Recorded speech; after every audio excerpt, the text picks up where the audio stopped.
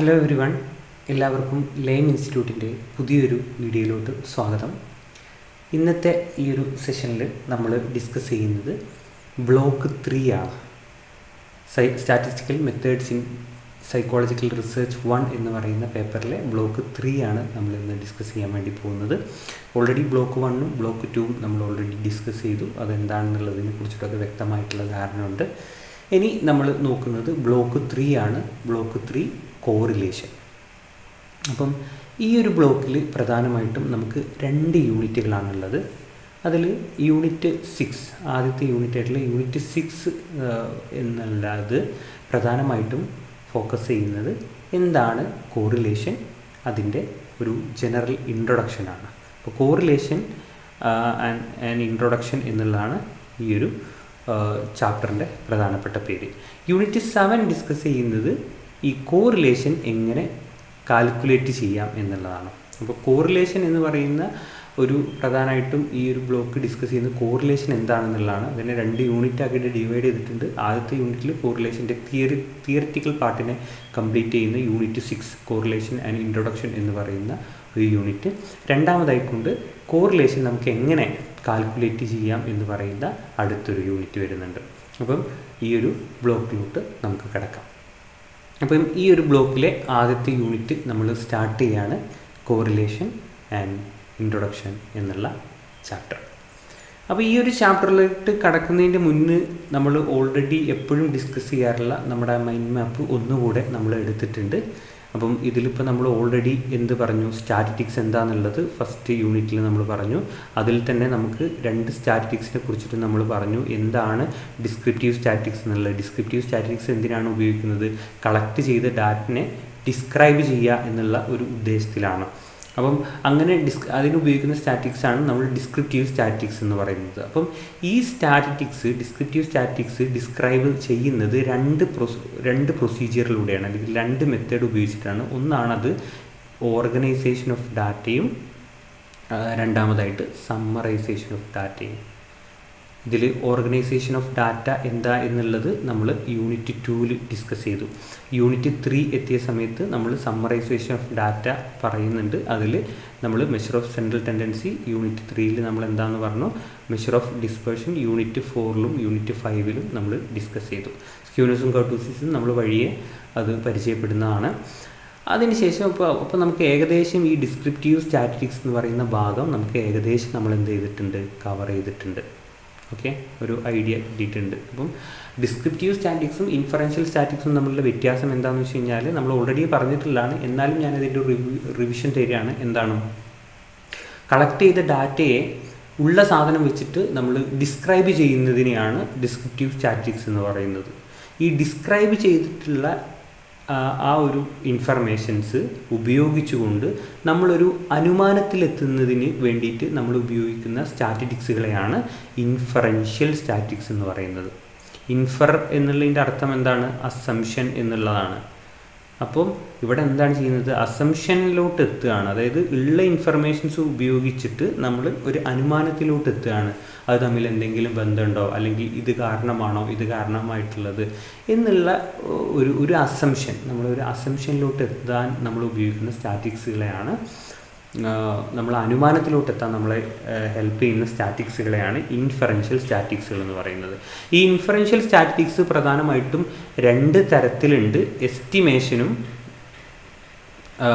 പിന്നെ ഹൈപ്പോത്തിസിസ് ടെസ്റ്റിങ്ങും. അതിൽ എസ്റ്റിമേഷനും ഹൈപ്പോത്തിസിസ് ടെസ്റ്റിങ്ങും ഒക്കെ എന്താണെന്നുള്ളത് നമ്മൾ യൂണിറ്റ് 1ൽ വളരെ വിശദമായിക്കൊണ്ട് നമ്മൾ ഡിസ്ക്രൈബ് ചെയ്തിട്ടുണ്ട്. അപ്പം അത് കൂടുതലായിട്ട് നമ്മൾ പറയുന്നില്ല. അപ്പോൾ ഹൈപ്പോത്തിസിസ് ടെസ്റ്റിംഗ്, അതിലിപ്പോൾ ഈ ഹൈപ്പോത്തിസിസ് ടെസ്റ്റിങ്ങിന് വേണ്ടിയിട്ട് നമ്മൾ ഉപയോഗിക്കുന്ന സ്റ്റാറ്റിസ്റ്റിക്കൽ ടെസ്റ്റുകൾ 2 തരത്തിലുണ്ട്. ഒന്ന് പാരാമെട്രിക് ടെസ്റ്റുകളും രണ്ടാമത്തത് നോൺ പാരാമെട്രിക് ടെസ്റ്റുകളും. ഇത് നിങ്ങൾക്ക് ഇനി വഴിയെ നമുക്ക് കേൾക്കാൻ റിപ്പീറ്റഡ് ആയിട്ട് കേൾക്കാൻ ചാൻസ് ഉള്ള 2 പദങ്ങളാണ് parametric and non parametric statics എന്നുള്ളത്. അത് എന്തിനു വേണ്ടിയിട്ടാണ്? ഈ ഇൻഫറൻഷ്യൽ സ്റ്റാറ്റിക്സിൽ ഹൈപ്പോത്തിസിസ് ടെസ്റ്റ് ചെയ്യുന്നത്. രണ്ട് തരത്തിലുള്ള ഇൻഫറൻഷ്യൽ സ്റ്റാറ്റിക്സ് ഉണ്ട്. രണ്ട് പ്രൊസീജിയറാണ് ഇൻഫറൻഷ്യൽ സ്റ്റാറ്റിക്സിലുള്ളത്. ഒന്ന് എസ്റ്റിമേറ്റ് ചെയ്യുക എന്നുള്ളത്, രണ്ടാമത്തത് ഹൈപ്പോത്തിസിനെ ടെസ്റ്റ് ചെയ്യുക എന്നുള്ളത്. അപ്പോൾ ഈ ഹൈപ്പോത്തിസിനെ ടെസ്റ്റ് ചെയ്യാൻ വേണ്ടിയിട്ട് ഉപയോഗിക്കുന്ന ടെസ്റ്റുകളെ രണ്ട് തരത്തിലാക്കിയിട്ട് തിരിച്ചിട്ടുണ്ട്. ഒന്ന് പാരാമെട്രിക് ടെസ്റ്റുകളും രണ്ടാമത്തത് നോൺ പാരാമെട്രിക് ടെസ്റ്റുകളും. അപ്പോൾ ഈ പാരാമെട്രിക് ടെസ്റ്റ് എന്ന് പറഞ്ഞു കഴിഞ്ഞാൽ എന്താണ്?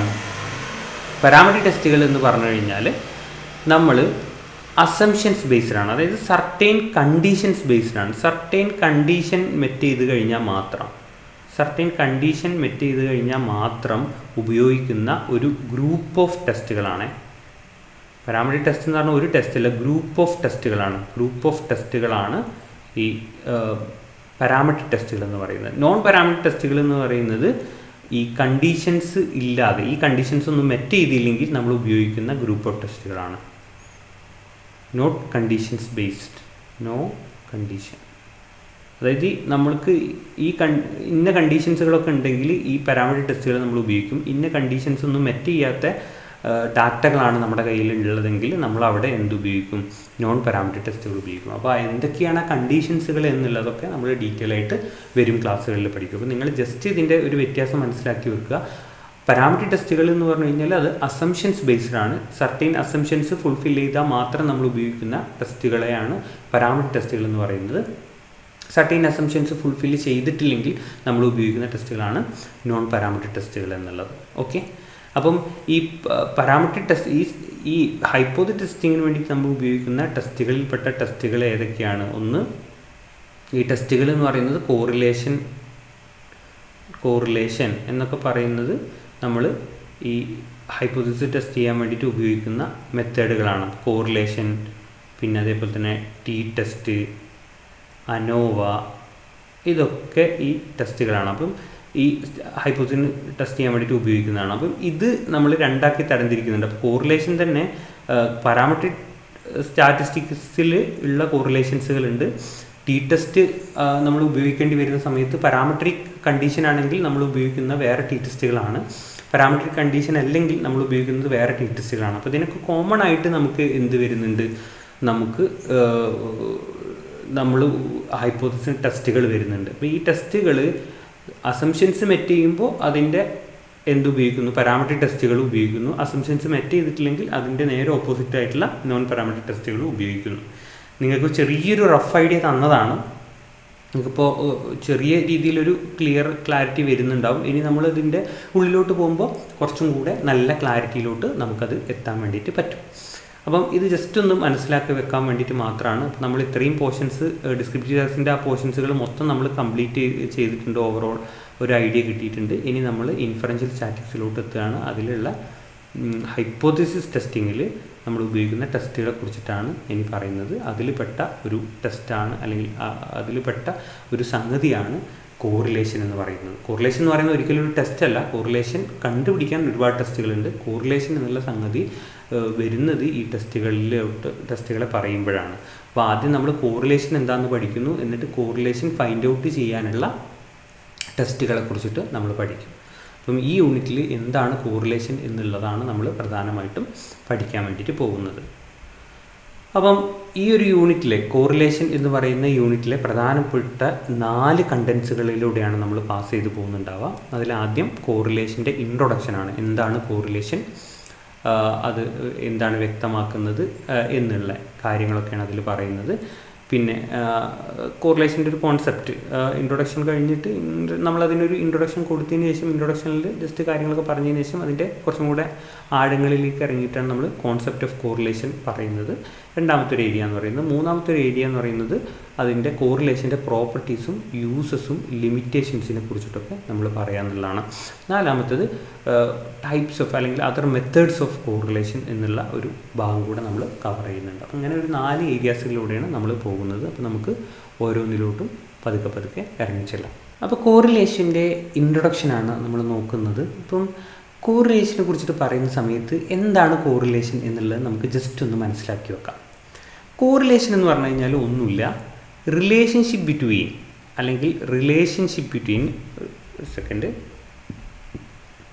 കോറിലേഷൻ എന്ന് പറഞ്ഞു കഴിഞ്ഞാൽ relation or association between two variable. Association or relation between two things. രണ്ട് കാര്യങ്ങൾ തമ്മിലുള്ള അസോസിയേഷനെയാണ് നമ്മൾ കോറിലേഷൻ എന്ന് വിളിക്കുന്നത്. രണ്ട് കാര്യങ്ങൾ തമ്മിൽ എന്തെങ്കിലും ബന്ധമുണ്ടെങ്കിൽ, അല്ലെങ്കിൽ ആ രണ്ട് കാര്യങ്ങൾ തമ്മിലുള്ള ബന്ധം സൂചിപ്പിക്കാൻ വേണ്ടി നമ്മളത് പറയും ഈ രണ്ട് കാര്യങ്ങളും തമ്മിൽ കോറിലേറ്റഡ് ആണ് അല്ലെങ്കിൽ കോറിലേഷൻ ഉണ്ട് എന്നുള്ളത്. അപ്പോൾ അസോസിയേഷൻ അല്ലെങ്കിൽ റിലേഷൻഷിപ്പ് ബിറ്റ്വീൻ ടു തിങ്സിനെയാണ് നമ്മൾ കോറിലേഷൻ എന്ന് പറയുന്നത്. ഇപ്പോൾ ഒരു എക്സാമ്പിൾ നമുക്ക് പറയുന്ന സമയത്ത് നമുക്ക് പറയാം, അതായത് ഇപ്പം ഈ എക്സാമിന് വേണ്ടി നമ്മൾ എത്ര സമയം പഠിക്കുന്നു അതിനനുസരിച്ചിട്ടായിരിക്കും നമുക്ക് നമ്മുടെ എക്സാമിൻ്റെ മാർക്ക് എന്ന് പറയുന്നത്. അപ്പം എത്രത്തോളം നമ്മൾ സമയം പഠിക്കാൻ വേണ്ടിയിട്ട് എടുക്കുന്നോ അത്രത്തോളം നമ്മുടെ മാർക്ക് നമുക്ക് ഹൈ ആയിരിക്കും. എത്രത്തോളം കുറവ് നമ്മൾ സമയം എടുക്കുന്നോ അത്രത്തോളം നമ്മുടെ എക്സാമിനേഷനിൽ മാർക്ക് പുവറായിരിക്കും. അപ്പം ഇവിടെ വരുന്നത് എന്താ, ഈ എക്സാമിൻ്റെ മാർക്ക് അല്ലെങ്കിൽ ഹവേഴ്സ് ഓഫ് സ്റ്റഡി എന്ന് പറയുന്നത് എന്തുമായിട്ട് റിലേറ്റഡ് ആണ്? എക്സാമിനേഷൻ മാർക്ക് അല്ലേ? ഇവിടെ എക്സാമിനേഷൻ മാർക്ക് എന്നുള്ളത് നമ്മളിപ്പോൾ പറഞ്ഞു. അപ്പം ഇതിപ്പോൾ രണ്ട് വേരിയബിളും തമ്മിൽ റിലേഷൻ ഉണ്ടല്ലോ. അപ്പോൾ ഇതിനെയാണ് നമുക്ക് എന്ത് പറയാൻ പറ്റുക? കോറിലേഷൻ എന്ന് പറയാൻ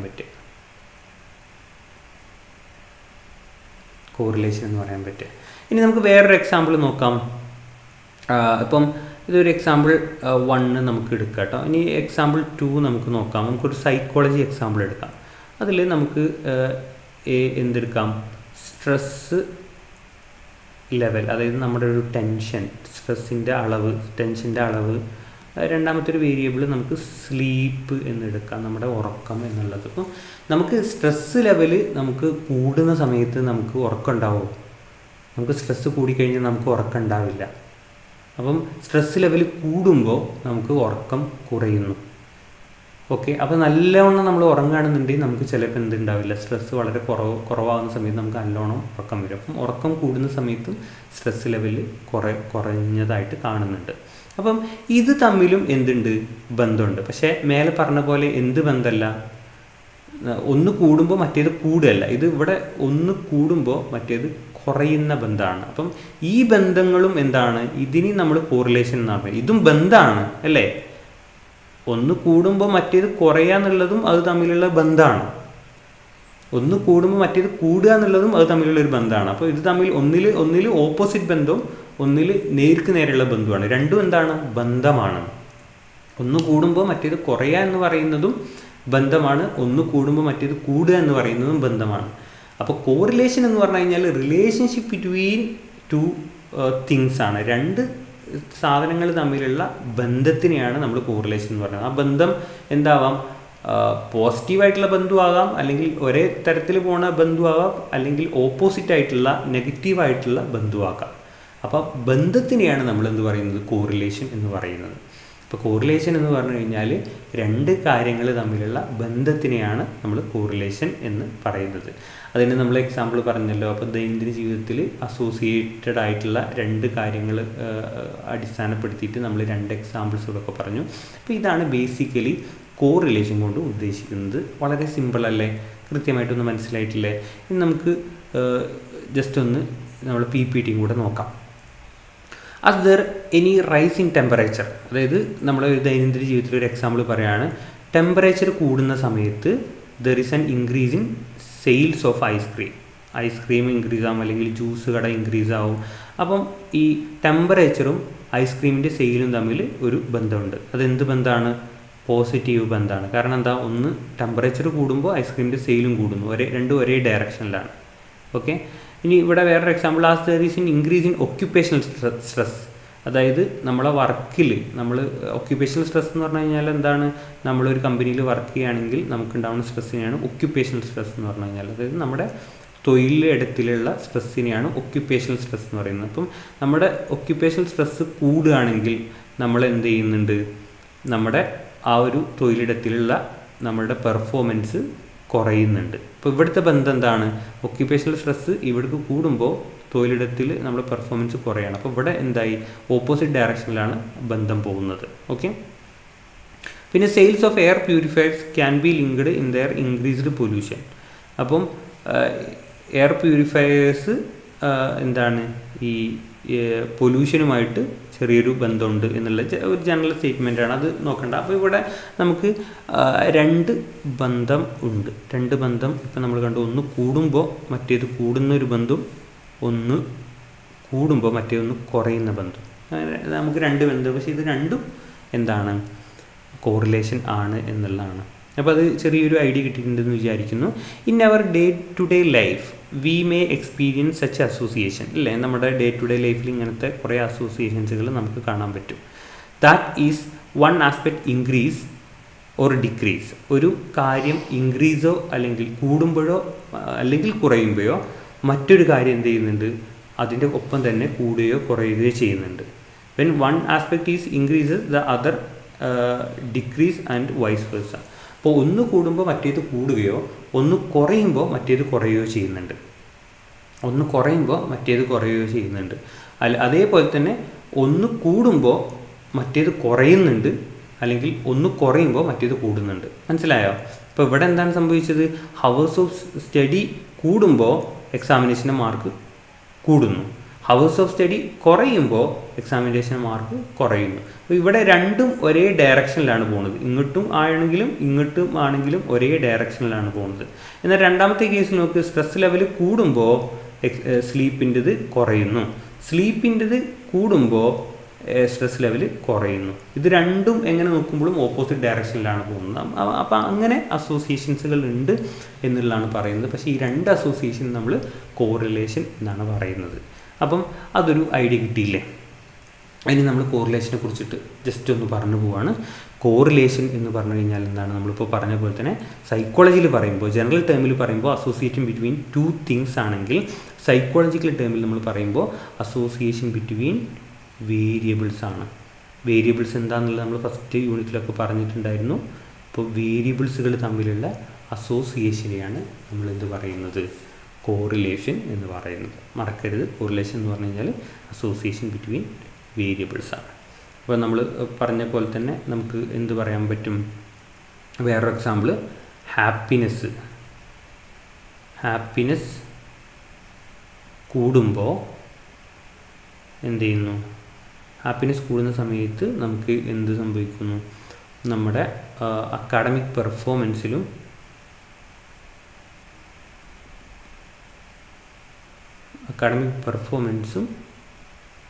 കൂടുന്നു. ഇത് നമുക്കൊരു എക്സാമ്പിളായിട്ട് സൈക്കോളജിയിൽ പറയാം. നേരത്തെ പറഞ്ഞ രണ്ടാമത്തെ എക്സാമ്പിൾ, സ്ട്രെസ് ലെവൽ കൂടുമ്പോൾ എന്ത് സംഭവിക്കുന്നു, സ്ലീപ്പ് കുറയുന്നു. ഇപ്പോൾ രണ്ട് തരത്തിലുള്ള അസോസിയേഷൻ നമ്മൾ പറഞ്ഞു. അപ്പോൾ ഈ രണ്ട് അസോസിയേഷൻ, ഒരു അസോസിയേഷൻ ഒന്ന് കൂടുമ്പോൾ മറ്റേത് കൂടുകയാണ്. അപ്പോൾ ആ അസോസിയേഷൻ നമ്മൾ എന്ത് പറയും, പോസിറ്റീവ് അസോസിയേഷൻ എന്ന് പറയും. ഒന്ന് കൂടുമ്പോൾ, അതായത് ഒന്ന് കൂടുമ്പോൾ മറ്റേത് കൂടുക, അല്ലെങ്കിൽ ഒന്ന് കുറയുമ്പോൾ മറ്റേത് കുറയുക, ഒരേ ഡയറക്ഷനിൽ പോകുന്ന റിലേഷൻഷിപ്പുകളെ നമ്മൾ എന്ത് പറയും, പോസിറ്റീവ് റിലേഷൻഷിപ്പ് എന്ന് പറയും, അല്ലെങ്കിൽ പോസിറ്റീവ് കോറിലേഷൻ എന്ന് പറയും, അല്ലെങ്കിൽ പോസിറ്റീവ് അസോസിയേഷൻ എന്ന് പറയും. ഓപ്പോസിറ്റ് ഡയറക്ഷനിൽ പോകുന്ന അസോസിയേഷൻസുകളെ നമ്മൾ എന്ത് പറയും, നെഗറ്റീവ് അസോസിയേഷൻസ് എന്ന് പറയും. നെഗറ്റീവ് അസോസിയേഷൻസുകൾ എന്ന് പറയും. ഓക്കെ. അപ്പോൾ കോറിലേഷൻ, അപ്പം ഈ കോറിലേഷൻ്റെ റേഞ്ച് എന്ന് പറയുന്നത് എപ്പോഴും 0 to 1 ആയിരിക്കും. അപ്പോൾ 0 മുതൽ 1 വരെ ആയിരിക്കും നമ്മൾ കോറിലേഷൻ്റെ അളവിനെ പറയുന്നത്. അപ്പം ഈ ഹാപ്പിനെസ്സും അക്കാഡമിക് സ്ട്രെസ്സും തമ്മിലുള്ള അളവ് എന്ന് പറയുന്നത് 0.6 ആണ്. നമ്മൾ പറഞ്ഞു കഴിഞ്ഞാൽ അതിൻ്റെ കോറിലേഷൻ എന്ന് പറയുന്നത് 0.6. ഇങ്ങനെ നമ്മൾ കോറിലേഷൻ പറയാം. അതായത് 1ൻ്റെയും 0ൻ്റെയും ഇടയിലുള്ള അളവ് വെച്ചിട്ടാണ് നമ്മൾ കോറിലേഷൻ അളക്കുക. അപ്പോൾ കോറിലേഷൻ എന്ന് പറഞ്ഞു കഴിഞ്ഞാൽ രണ്ട് വേരിയബിൾ തമ്മിലുള്ള റിലേഷൻഷിപ്പിനെയാണ് കോറിലേഷൻ എന്ന് പറയുന്നത്. നമുക്ക് പോസിറ്റീവ് കോറിലേഷനും ഉണ്ട്, നമുക്ക് നെഗറ്റീവ് കോറിലേഷനും ഉണ്ട്. രണ്ടും ഒരേ ഡയറക്ഷനിൽ പോകുന്ന റിലേഷൻഷിപ്പുകളെ നമ്മൾ പോസിറ്റീവ്ലി കോറിലേറ്റഡ് എന്ന് പറയും, അല്ലെങ്കിൽ പോസിറ്റീവ് കോറിലേഷൻ എന്ന് പറയും. അതാണ് ഹാപ്പിനെസ്സും അക്കാഡമിക് പെർഫോമൻസും. രണ്ടും ഓപ്പോസിറ്റ് ഡയറക്ഷനിൽ പോകുന്ന റിലേഷൻഷിപ്പുകളെ നമ്മൾ നെഗറ്റീവ് കോറിലേഷൻസുകൾ എന്ന് പറയും. അതാണ് നമ്മുടെ സ്ട്രെസ്സും നമ്മുടെ സ്ലീപ്പും, സ്ട്രെസ് ലെവലും നമ്മുടെ സ്ലീപ്പും പറയുന്നത്. കോറിലേഷനെ നമ്മൾ അളക്കുന്നത് 0 to 1 എന്ന് പറയുന്നതിൻ്റെ ഇടയിൽ വെച്ചിട്ടാണ് നമ്മൾ കോറിലേഷനെ അളക്കുക. അപ്പം അതും നമ്മൾ പറഞ്ഞു. അതെങ്ങനെയാണെന്നുള്ളതൊക്കെ നമ്മൾ ഡീറ്റെയിൽ ആയിട്ട് ഇനി വരുന്നുണ്ട്. അപ്പോൾ ജസ്റ്റ് ഒന്ന് ഇതാക്കി വെക്കുക. 0 to 1 എന്നുള്ള അളവിലാണ് നമ്മൾ കോറിലേഷൻ അളക്കുക. അപ്പോൾ നെഗറ്റീവ് കോറിലേഷൻ ആണെങ്കിൽ നമ്മൾ അതിനെ എങ്ങനെ എടുക്കും? 0 to -1 വെച്ചിട്ട് അളക്കും. പോസിറ്റീവ് കോറിലേഷൻ ആണെങ്കിൽ 0 to +1 നമ്മളതിനെ ഇളക്കും. അപ്പോൾ ഇത് രണ്ടും നമ്മൾ 0 മുതൽ 1ൻ്റെ ഇടയിൽ വെച്ചിട്ടാണ് നമ്മൾ ഇളക്കുക. അപ്പം ഇതിപ്പോൾ ഇവിടെ പറയുന്ന സ്ട്രെസ് ലെവലും സ്ലീപ്പും തമ്മിലുള്ള കോറിലേഷൻ എന്ന് പറഞ്ഞാൽ നെഗറ്റീവ് കോറിലേഷൻ ആയതുകൊണ്ട് -6 നമ്മൾ 0.6 എന്ന് നമ്മൾ പറയും. ഓക്കെ, ഇങ്ങനെയാണ് നമ്മൾ കോറിലേഷനെ ജസ്റ്റ് പറയാം. അപ്പോൾ ജസ്റ്റ് ഒന്ന് മനസ്സിലാക്കി വെക്കുക. കൂടുതൽ നമ്മൾ അതിൻ്റെ ഉള്ളിലോട്ട് പോകുമ്പോൾ കുറച്ചും കൂടെ ഒരു ക്ലാരിറ്റി നമുക്ക് വരുന്നതാണ്. ഇനി നമുക്ക് പോസിറ്റീവ് കോറിലേഷന് നമ്മൾ പറഞ്ഞു. കോറിലേഷൻ 2 തരത്തിലുണ്ട്, പോസിറ്റീവ് കോറിലേഷൻ എന്നുള്ള. അപ്പോൾ പോസിറ്റീവ് കോറിലേഷൻ നമുക്കൊരു എക്സാമ്പിളാണ്. ഇവിടെ നമുക്ക് എന്താണ് ഇയേഴ്സ് ഓഫ് എക്സ്പീരിയൻസും അവരുടെ മന്ത്ലി ഇൻകവും, ഒരു ജൂനിയർ മാനേജേഴ്സിൻ്റെ അവരുടെ ഇയേഴ്സ് ഓഫ് എക്സ്പീരിയൻസും, എത്ര വർഷം അവരുടെ എക്സ്പീരിയൻസ് കിടക്കുന്നുണ്ട്, അതിനനുസരിച്ചിട്ട് അവരുടെ മാസ സാലറിയും നമുക്കിവിടെ കാണാം. അപ്പോൾ അതിൽ ജോൺ എന്ന് പറയുന്ന ആളുണ്ട്. അയാൾക്ക് 1 ഇയർ എക്സ്പീരിയൻസ് ഉള്ളൂ. അവരുടെ സാലറി എന്ന് പറഞ്ഞാൽ 25,000 രവി എന്ന് പറയുന്ന ആൾക്ക് 2 ഇയർ എക്സ്പീരിയൻസ് ഉണ്ട്. അപ്പം 30,000 പുള്ളിയുടെ സാലറി. മറിയ എന്ന് പറയുന്ന ആൾക്ക് 3 ഇയർ എക്സ്പീരിയൻസ് ഉണ്ട്. പുള്ളിക്കാരത്തേക്ക് 35,000. കുൽദീപ് എന്ന് പറയുന്ന ആൾക്ക് 4 ഇയർ എക്സ്പീരിയൻസ് ഉണ്ട്. അപ്പം പുള്ളിയുടെ സാലറി എന്ന് പറയുന്നത് 40,000. സെൽമ എന്ന് പറഞ്ഞ ആൾക്ക് 5 ഇയർ എക്സ്പീരിയൻസ് ഉണ്ട്. അപ്പോൾ പുള്ളിക്കാരത്തിൻ്റെ സാലറി എന്ന് പറയുന്നത് 45,000. അപ്പോൾ ഇവിടെ നോക്കുന്ന സമയത്ത് ഇയർ ഓഫ് എക്സ്പീരിയൻസ് കൂടുന്നതിനനുസരിച്ചിട്ട് നമുക്ക് കാണാൻ വേണ്ടിയിട്ട് പറ്റും എന്ത്, സാലറിയുടെ ഹൈക്ക്, സാലറിയുടെ ലെവലിലും എന്ത് ചെയ്യുന്നുണ്ട്, കൂടുതൽ വരുന്നുണ്ട്. അപ്പോൾ ഇവിടെ നമുക്ക് എന്ത് പറയാൻ പറ്റും, ഇയർ ഓഫ് എക്സ്പീരിയൻസും മന്ത്ലി ഇൻകം തമ്മിൽ പോസിറ്റീവ്ലി കോറിലേറ്റഡ് ആണ് എന്ന് പറയാൻ വേണ്ടിയിട്ട് പറ്റും. ഒന്ന് കൂടുമ്പോൾ മറ്റേത് ആണെന്ന് പറയാൻ പറ്റും. ഇനി ഇയർ ഓഫ് എക്സ്പീരിയൻസ് കൂടുന്നതിനനുസരിച്ചിട്ട് ഇവിടെ വേറൊരു കൺക്ലൂഷനും കൂടെ നമുക്ക് എത്താൻ പറ്റും. എന്ത്, ഇയർ ഓഫ് എക്സ്പീരിയൻസ് കുറയുന്നതിനനുസരിച്ചിട്ട് എന്ത് ചെയ്യുന്നുണ്ട്, മന്ത്ലി ഇൻകം കുറയുന്നുണ്ട് എന്ന് നമുക്ക് പറയാൻ പറ്റും. അപ്പോൾ അതിനെയും നമുക്ക് എന്ത് പറയാൻ പറ്റും, ഒരേ ഡയറക്ഷനിലാണ് രണ്ടും പോകുന്നത്. അപ്പോൾ നമുക്ക് പോസിറ്റീവ് കോറിലേഷനാണെന്ന് നമുക്ക് പറയാൻ പറ്റും. ഓക്കെ, അപ്പോൾ ഒന്ന് കൂടുമ്പോൾ ഇവിടെ ഒന്ന് കൂടുക ചെയ്യുന്നത്, ഒന്ന് കുറയുകയാണെങ്കിൽ ഒന്ന് കുറയുക തന്നെയാണ് ചെയ്യുന്നത്. അപ്പോൾ രണ്ടും ഒരു ഡയറക്ഷനിലാണ് സംഭവിക്കുന്നത്. അതുകൊണ്ട് തന്നെ അതിനെ നമ്മൾ പോസിറ്റീവ് കോറിലേഷൻ എന്നാണ് പറയുന്നത്. അപ്പം correlation can be used to study the relationship between 2 or more variable. 2 അതിലധികമോ വേരിയബിൾസുകൾ തമ്മിലുള്ള റിലേഷൻഷിപ്പിനെ നമുക്ക് റിലേഷൻഷിപ്പുകൾ ഫൈൻഡ് ഔട്ട് ചെയ്യാൻ വേണ്ടിയിട്ട് നമ്മൾ കോറിലേഷനാണ് യൂസ് ചെയ്യുക എന്നുള്ളതാണ് പറയുന്നത്. It is A measure of association between 2 or more variable. അപ്പോൾ അസോസിയേഷൻ ബിറ്റ്വീൻ 2 വേരിയബിൾ മാത്രമല്ല, 2 അതിലധികമോ വേരിയബിൾസുകളുടെ അസോസിയേഷൻസുകൾ നമുക്ക് ഫൈൻഡ് ഔട്ട് ചെയ്യാൻ വേണ്ടിയിട്ട് നമുക്ക് മെഷർ ചെയ്യാൻ നമ്മൾ ഉപയോഗിക്കുന്നതാണ് കോറിലേഷൻ എന്ന് പറയുന്നത്.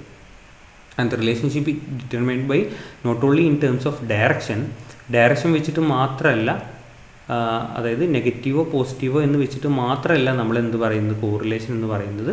അതേപോലെ തന്നെ അതിൻ്റെ മാഗ്നിറ്റ്യൂഡ്, എത്രത്തോളം ആ കോറിലേഷൻ്റെ സ്ട്രെങ്ത് ഉണ്ട് എന്നുള്ളത്, അതായത് ഹൈ ഓർ ലോ. അത് ഹൈ കോറിലേഷനാണോ, ഹൈ പോസിറ്റീവ് കോറിലേഷനാണോ, സ്ട്രോങ് ലോ പോസിറ്റീവ് കോറിലേഷനാണോ. അപ്പോൾ കോറിലേഷൻ നമ്മൾ പറയുന്നത് 2 തരത്തിൽ നമ്മളതിനെ പറയും. ഒന്ന് നമ്മളതിൻ്റെ ഡയറക്ഷൻ വെച്ചിട്ട് പറയും. 2 തരത്തിൽ നമുക്ക് കോറിലേഷനെ പറയാൻ പറ്റും. ഒന്ന് ഡയറക്ഷൻ വെച്ചിട്ട് നമ്മൾ പറയും എന്ത്, പോസിറ്റീവ് കോറിലേഷനാണ്, പോസിറ്റീവ് ആൻഡ് നെഗറ്റീവ്. അതേപോലെ തന്നെ നമ്മൾ അതിൻ്റെ മാഗ്നിറ്റ്യൂഡ് വെച്ചിട്ട് പറയും. മാഗ്നിറ്റ്യൂഡ് എന്ന് പറഞ്ഞാൽ അതിൻ്റെ സ്ട്രെങ്ത്താണ്. സ്ട്രെങ്ത് വെച്ചിട്ട് നമ്മൾ പറയും എന്ത്, ഹൈ കോറിലേഷൻ, അതായത് ഭയങ്കര കോറിലേഷൻ അത് തമ്മിൽ. എന്നാൽ അതത്ര കോറിലേറ്റഡ് അല്ല, ലോ കോറിലേഷൻ അല്ലെങ്കിൽ മോഡറേറ്റ് കോറിലേഷൻ എന്നൊക്കെ നമ്മൾ പറയും. അപ്പം ഈ പോസിറ്റീവ് കോറിലേഷൻ തന്നെ എന്തുണ്ടാവും, ഹൈയും ലോയും ഉണ്ടാകും. നെഗറ്റീവ് കോറിലേഷനും എന്തുണ്ടാവും, ഹൈയും ലോയും ഉണ്ടാകും. അപ്പോൾ പോസിറ്റീവ് തന്നെ നമുക്ക് എന്ത് പറയാൻ പറ്റും, high correlation, high low correlation എന്ന് പറയാൻ പറ്റും. നെഗറ്റീവിലും നമുക്ക് എന്ത് പറയാൻ പറ്റും? ഹൈ കോറിലേഷനും ലോ കോറിലേഷനും പറയാൻ പറ്റും. ഇങ്ങനെ നമുക്ക് കോറിലേഷൻ 2 തരത്തിൽ നമുക്ക് കോറിലേഷനെ നമുക്ക് ഡിറ്റർമൈൻ ചെയ്യാൻ വേണ്ടിയിട്ട് പറ്റും എന്നുള്ളതാണ്. ചെറിയൊരു ഐഡിയ കിട്ടിയിട്ടുണ്ട്. നമുക്ക് കൂടുതൽ പോകുമ്പോൾ കുറച്ചും കൂടെ അതിൽ വ്യക്തത വരും.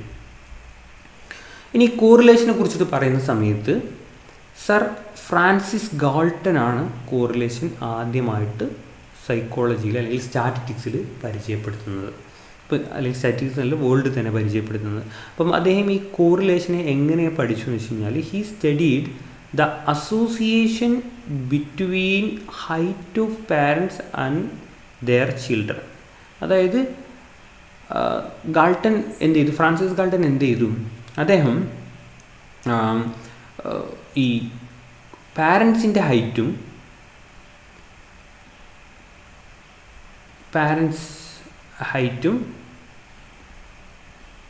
അവരുടെ കുട്ടികളുടെ ഹൈറ്റും ചിൽഡ്രൻസ് ഹൈറ്റും തമ്മിൽ എന്ത് ചെയ്തു?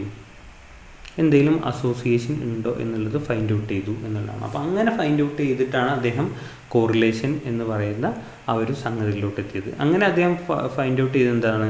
Parents who are tall have children who are also tall. അതായത് ഹയർ ടോളായിട്ടുള്ള നീളമുള്ള പാരൻസിന് നീളമുള്ള മക്കൾ തന്നെ ഉണ്ടാവുന്നത് എന്നുള്ളതാണ്. അപ്പം ഹൈറ്റും പാരൻസിൻ്റെ ഹൈറ്റും, അപ്പോൾ ഇതിൽ നിന്ന് ഈ ഫൈൻഡ് ഔട്ടിൽ നിന്ന് നമുക്ക് എന്ത് കണ്ടെത്താം? ഇവിടെ ഹൈറ്റുകൾ തമ്മിൽ എന്താണ്? Positive correlation. കാരണം എന്താണ്? ഒന്ന് കൂടിയപ്പോൾ മറ്റേതും അവിടെ കൂടിയിട്ടുണ്ട്. അപ്പോൾ ഫ്രാൻസിസ് ഗാൾട്ടനാണ് ആദ്യമായിട്ട് കോറിലേഷൻ എന്ന് പറയുന്ന ടേം കോയിൻ ചെയ്തിട്ടുള്ളത്, അല്ലെങ്കിൽ ആ ഒരു കോൺസെപ്റ്റിനെ കൊണ്ടുവന്നിട്ടുള്ളത്. അദ്ദേഹം എങ്ങനെയാണ് കൊണ്ടുവന്നിട്ടുള്ളത്? അദ്ദേഹം to study the association between height of parents and their children, and found that parents who are taller have tall have children who are also tall എന്നുള്ള ഒരു കൺസെപ്റ്റിലോട്ട് അദ്ദേഹം എത്തി എന്നുള്ളതാണ്. ഇനി നമ്മൾ നോക്കുന്നത് കോറിലേഷൻ്റെ കാറ്റഗറീസാണ്. ടൈപ്സ് ഓഫ് കോറിലേഷൻ നമ്മൾ നോക്കി. പോസിറ്റീവ് കോറിലേഷനും നെഗറ്റീവ് കോറിലേഷനും ഉണ്ടെന്ന്. ഇനി കാറ്റഗറീസ് ഓഫ് കോറിലേഷൻ്റെ കാറ്റഗറീസ്, 2 കാറ്റഗറീസ് ഓഫ് കോറിലേഷൻ ഉണ്ട്. ഒന്ന് ലീനിയർ കോറിലേഷനും 2 നോൺ ലീനിയർ അല്ലെങ്കിൽ കർവ് ലീനിയർ കോറിലേഷൻ എന്നതിനെ പറയുന്നു.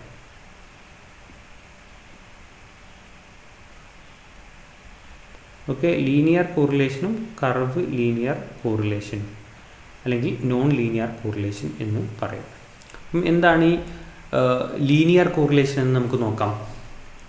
ലീനിയർ കോറിലേഷൻ എന്ന് പറഞ്ഞു കഴിഞ്ഞാൽ denoted by single straight line in the ഗ്രാഫിൽ സിംഗിൾ സ്ട്രെയിറ്റ് ലൈൻ കാണുന്ന കോറിലേഷൻസുകളാണ് ലീനിയർ കോറിലേഷൻസ് എന്ന് പറയുന്നത്. അതായത് ഇത് പോസിറ്റീവ് കോറിലേഷനാണ്, ഇത് ഒരു ലീനിയർ കോറിലേഷനാണ്. അതായത് ഇവിടെ നമ്മൾ ഒരു എക്സാമ്പിൾ അടിസ്ഥാനത്തിൽ നമ്മൾ എന്ത് പറയും? ഇവിടെ നമ്മൾ മാർക്ക്, ഇവിടെ നമ്മൾ ഹവേഴ്സ് ഓഫ് സ്റ്റഡി. അപ്പോൾ ഹവേഴ്സ് ഓഫ് സ്റ്റഡി കൂടുന്നതിനനുസരിച്ച് നമ്മുടെ ഇൻഡിവിജ്വലിൻ്റെ മാർക്ക് എന്ത് ചെയ്യുന്നുണ്ട്? എക്സാമിൽ കൂടുന്നുണ്ട്. അപ്പോൾ നമ്മുടെ സ്ട്രെയിറ്റ് ലൈൻ ഇങ്ങനെ വരും. അപ്പോൾ പോസിറ്റീവ്ലി കോറിലേറ്റഡിൻ്റെ ഒരു എക്സാമ്പിളാണ് ഇത് എന്ന് പറയുന്നത്. നെഗറ്റീവ് കോറിലേഷൻ്റെ ഒരു എക്സാമ്പിൾ ഇങ്ങനെയാണ് വരിക.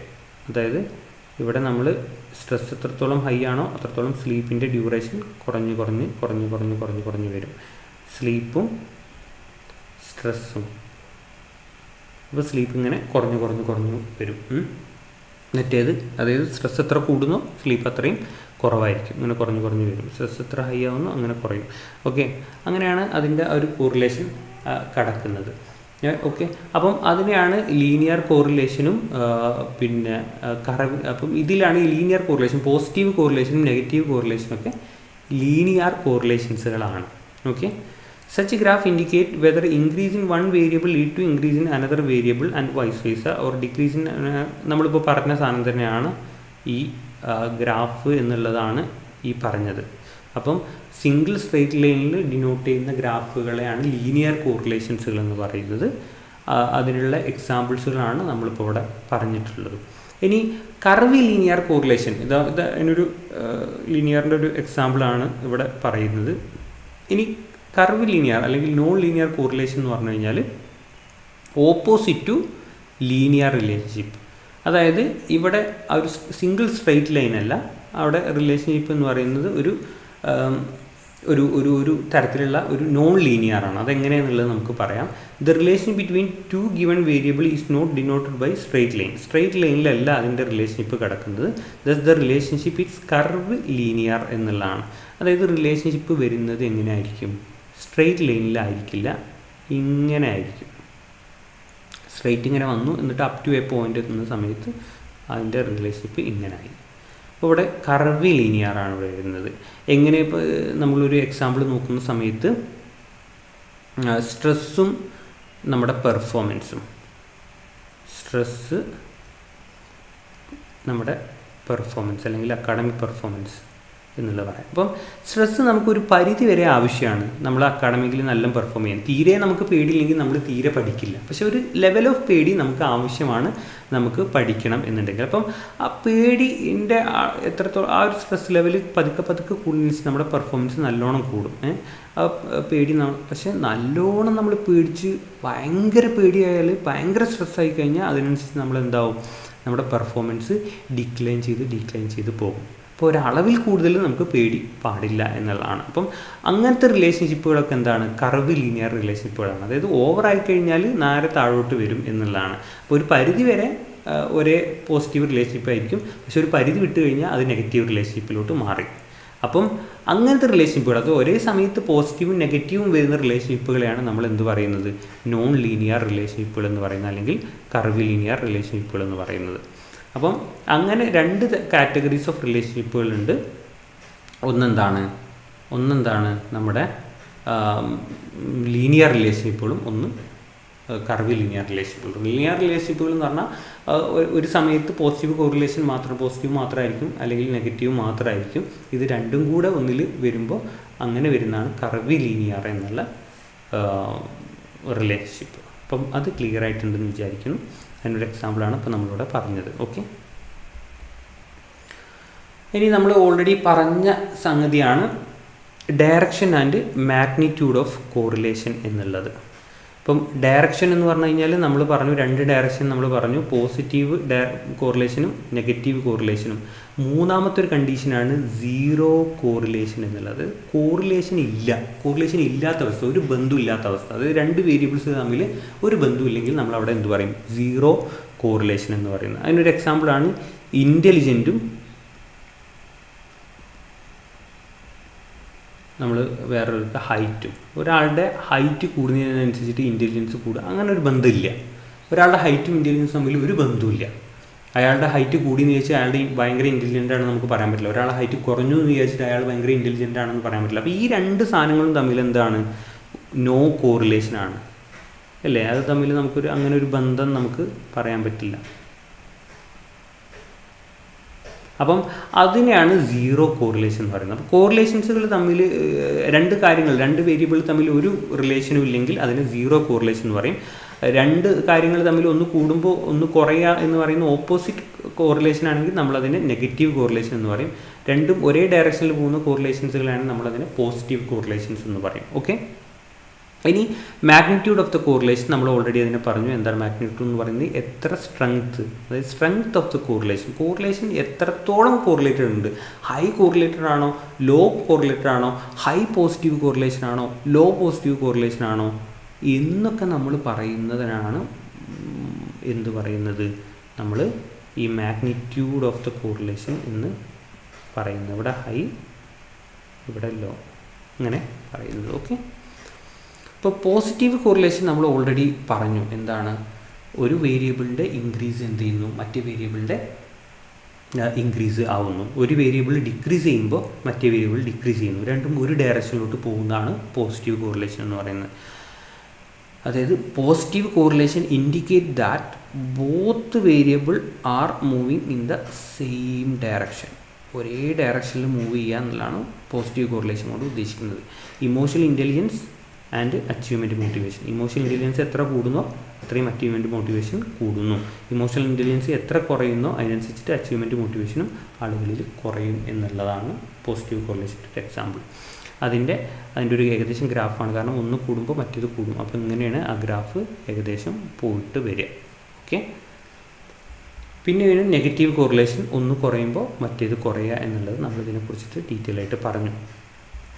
അതിൻ്റെ ഗ്രാഫ് എന്ന് പറയുന്നത് ഇങ്ങനെയാണ് വരുന്നത്. നമ്മളതെങ്ങനെ വരുന്നത് എന്നുള്ളതും കൂടെ നമ്മൾ നേരത്തെ ഗ്രാഫിക്കലി പറഞ്ഞു. സീറോ കോറിലേഷൻ എന്ന് പറഞ്ഞു കഴിഞ്ഞാൽ നോ കോറിലേഷൻ എന്ന് പറഞ്ഞ ഒരു അവസ്ഥയാണ്. There is no relation between two variable, രണ്ട് വേരിയബിൾ തമ്മിൽ ഒരു റിലേഷൻഷിപ്പും ഇല്ല എന്നുള്ളതാണ്. അതിനൊരു എക്സാമ്പിളായിട്ട് പറയുന്നത് there is no correlationship between height of persons and year of their work experience. ഹൈറ്റും ഇയർ ഓഫ് വർക്ക് എക്സ്പീരിയൻസ് തമ്മിൽ ഒരു ബന്ധമില്ല. ഹൈറ്റ് കൂടിയെന്ന് ചോദിച്ചാൽ അയാൾക്ക് ഇയർ ഓഫ് എക്സ്പീരിയൻസ് കൂടുതലാണെന്ന് നമുക്കൊരിക്കലും പറയാൻ വേണ്ടി പറ്റില്ല. അങ്ങനെ ഒരു റിലേഷൻഷിപ്പും ഇല്ലാത്തൊരവസ്ഥയാണ് സീറോ കോറിലേഷൻ എന്ന് പറയുന്നത്.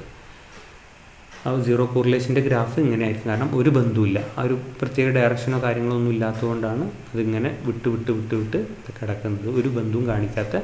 ഇപ്പോൾ ഇങ്ങനത്തെ ഗ്രാഫുകൾ കാണുമ്പോൾ അതിനർത്ഥം എന്താണ്? അത് സീറോ കോറിലേഷൻ ആണ് എന്നുള്ളതാണ്.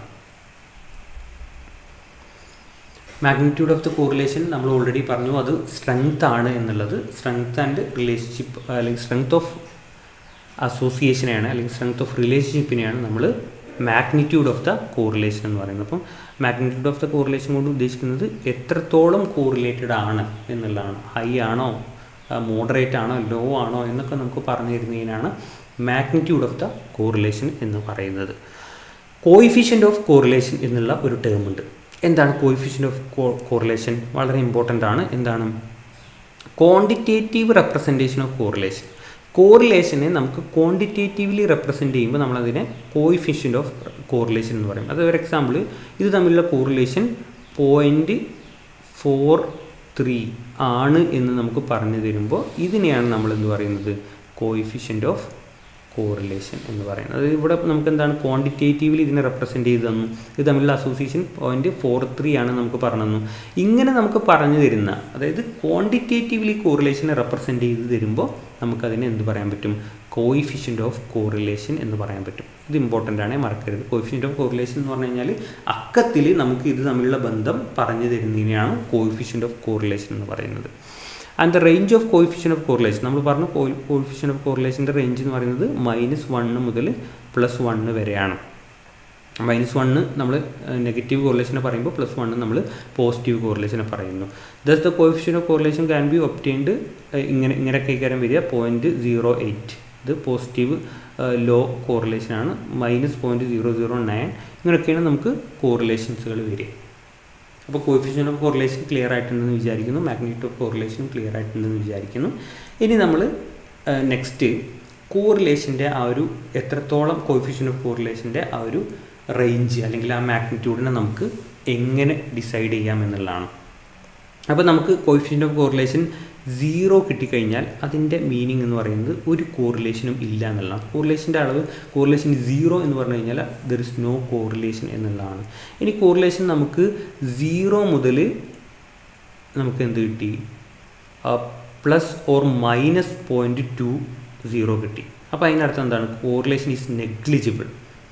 ചെറുതായിട്ട് നെഗ്ലിജിബിൾ ആയിട്ടുള്ള ഒരു കോറിലേഷനാണ് നമുക്കുള്ളത് എന്നുള്ളതാണ്. അപ്പം +0.20 എന്ന് പറഞ്ഞു കഴിഞ്ഞാൽ നെഗ്ലിജിബിൾ പോസിറ്റീവ് കോറിലേഷൻ എന്നുള്ളതാണ്. -0.20 എന്ന് പറഞ്ഞു കഴിഞ്ഞാൽ നെഗ്ലിജിബിൾ നെഗറ്റീവ് പിന്നെന്താണ് കോറിലേഷൻ എന്നുള്ളതാണ്. ഇനി 0.21 to 0.4, അതായത് 0.21 to 0.40 ഇതെന്ന് പറയുമ്പോൾ എന്താണ്? കോറിലേഷൻ ലോ കോറിലേഷനാണ്. ലോ കോറിലേഷൻ 0.4 വരെ ലോ കോറിലേഷൻ എന്നാണ് പറയുന്നത്. പോസിറ്റീവായാലും നെഗറ്റീവായാലും low positive correlation, low negative correlation. അപ്പോൾ ഈ അളവ് നിങ്ങൾ കൃത്യമായിട്ട് പഠിച്ചു വെക്കുക. ഇത് നമ്മൾ കൃത്യമായിട്ട് ഓർത്തിരിക്കണം കേട്ടോ. ഇത് ഫുള്ളായിട്ടുള്ള ഇത് വളരെ ഇമ്പോർട്ടൻ്റ് ആയിട്ടുള്ള ഒരു ടേബിളാണ്.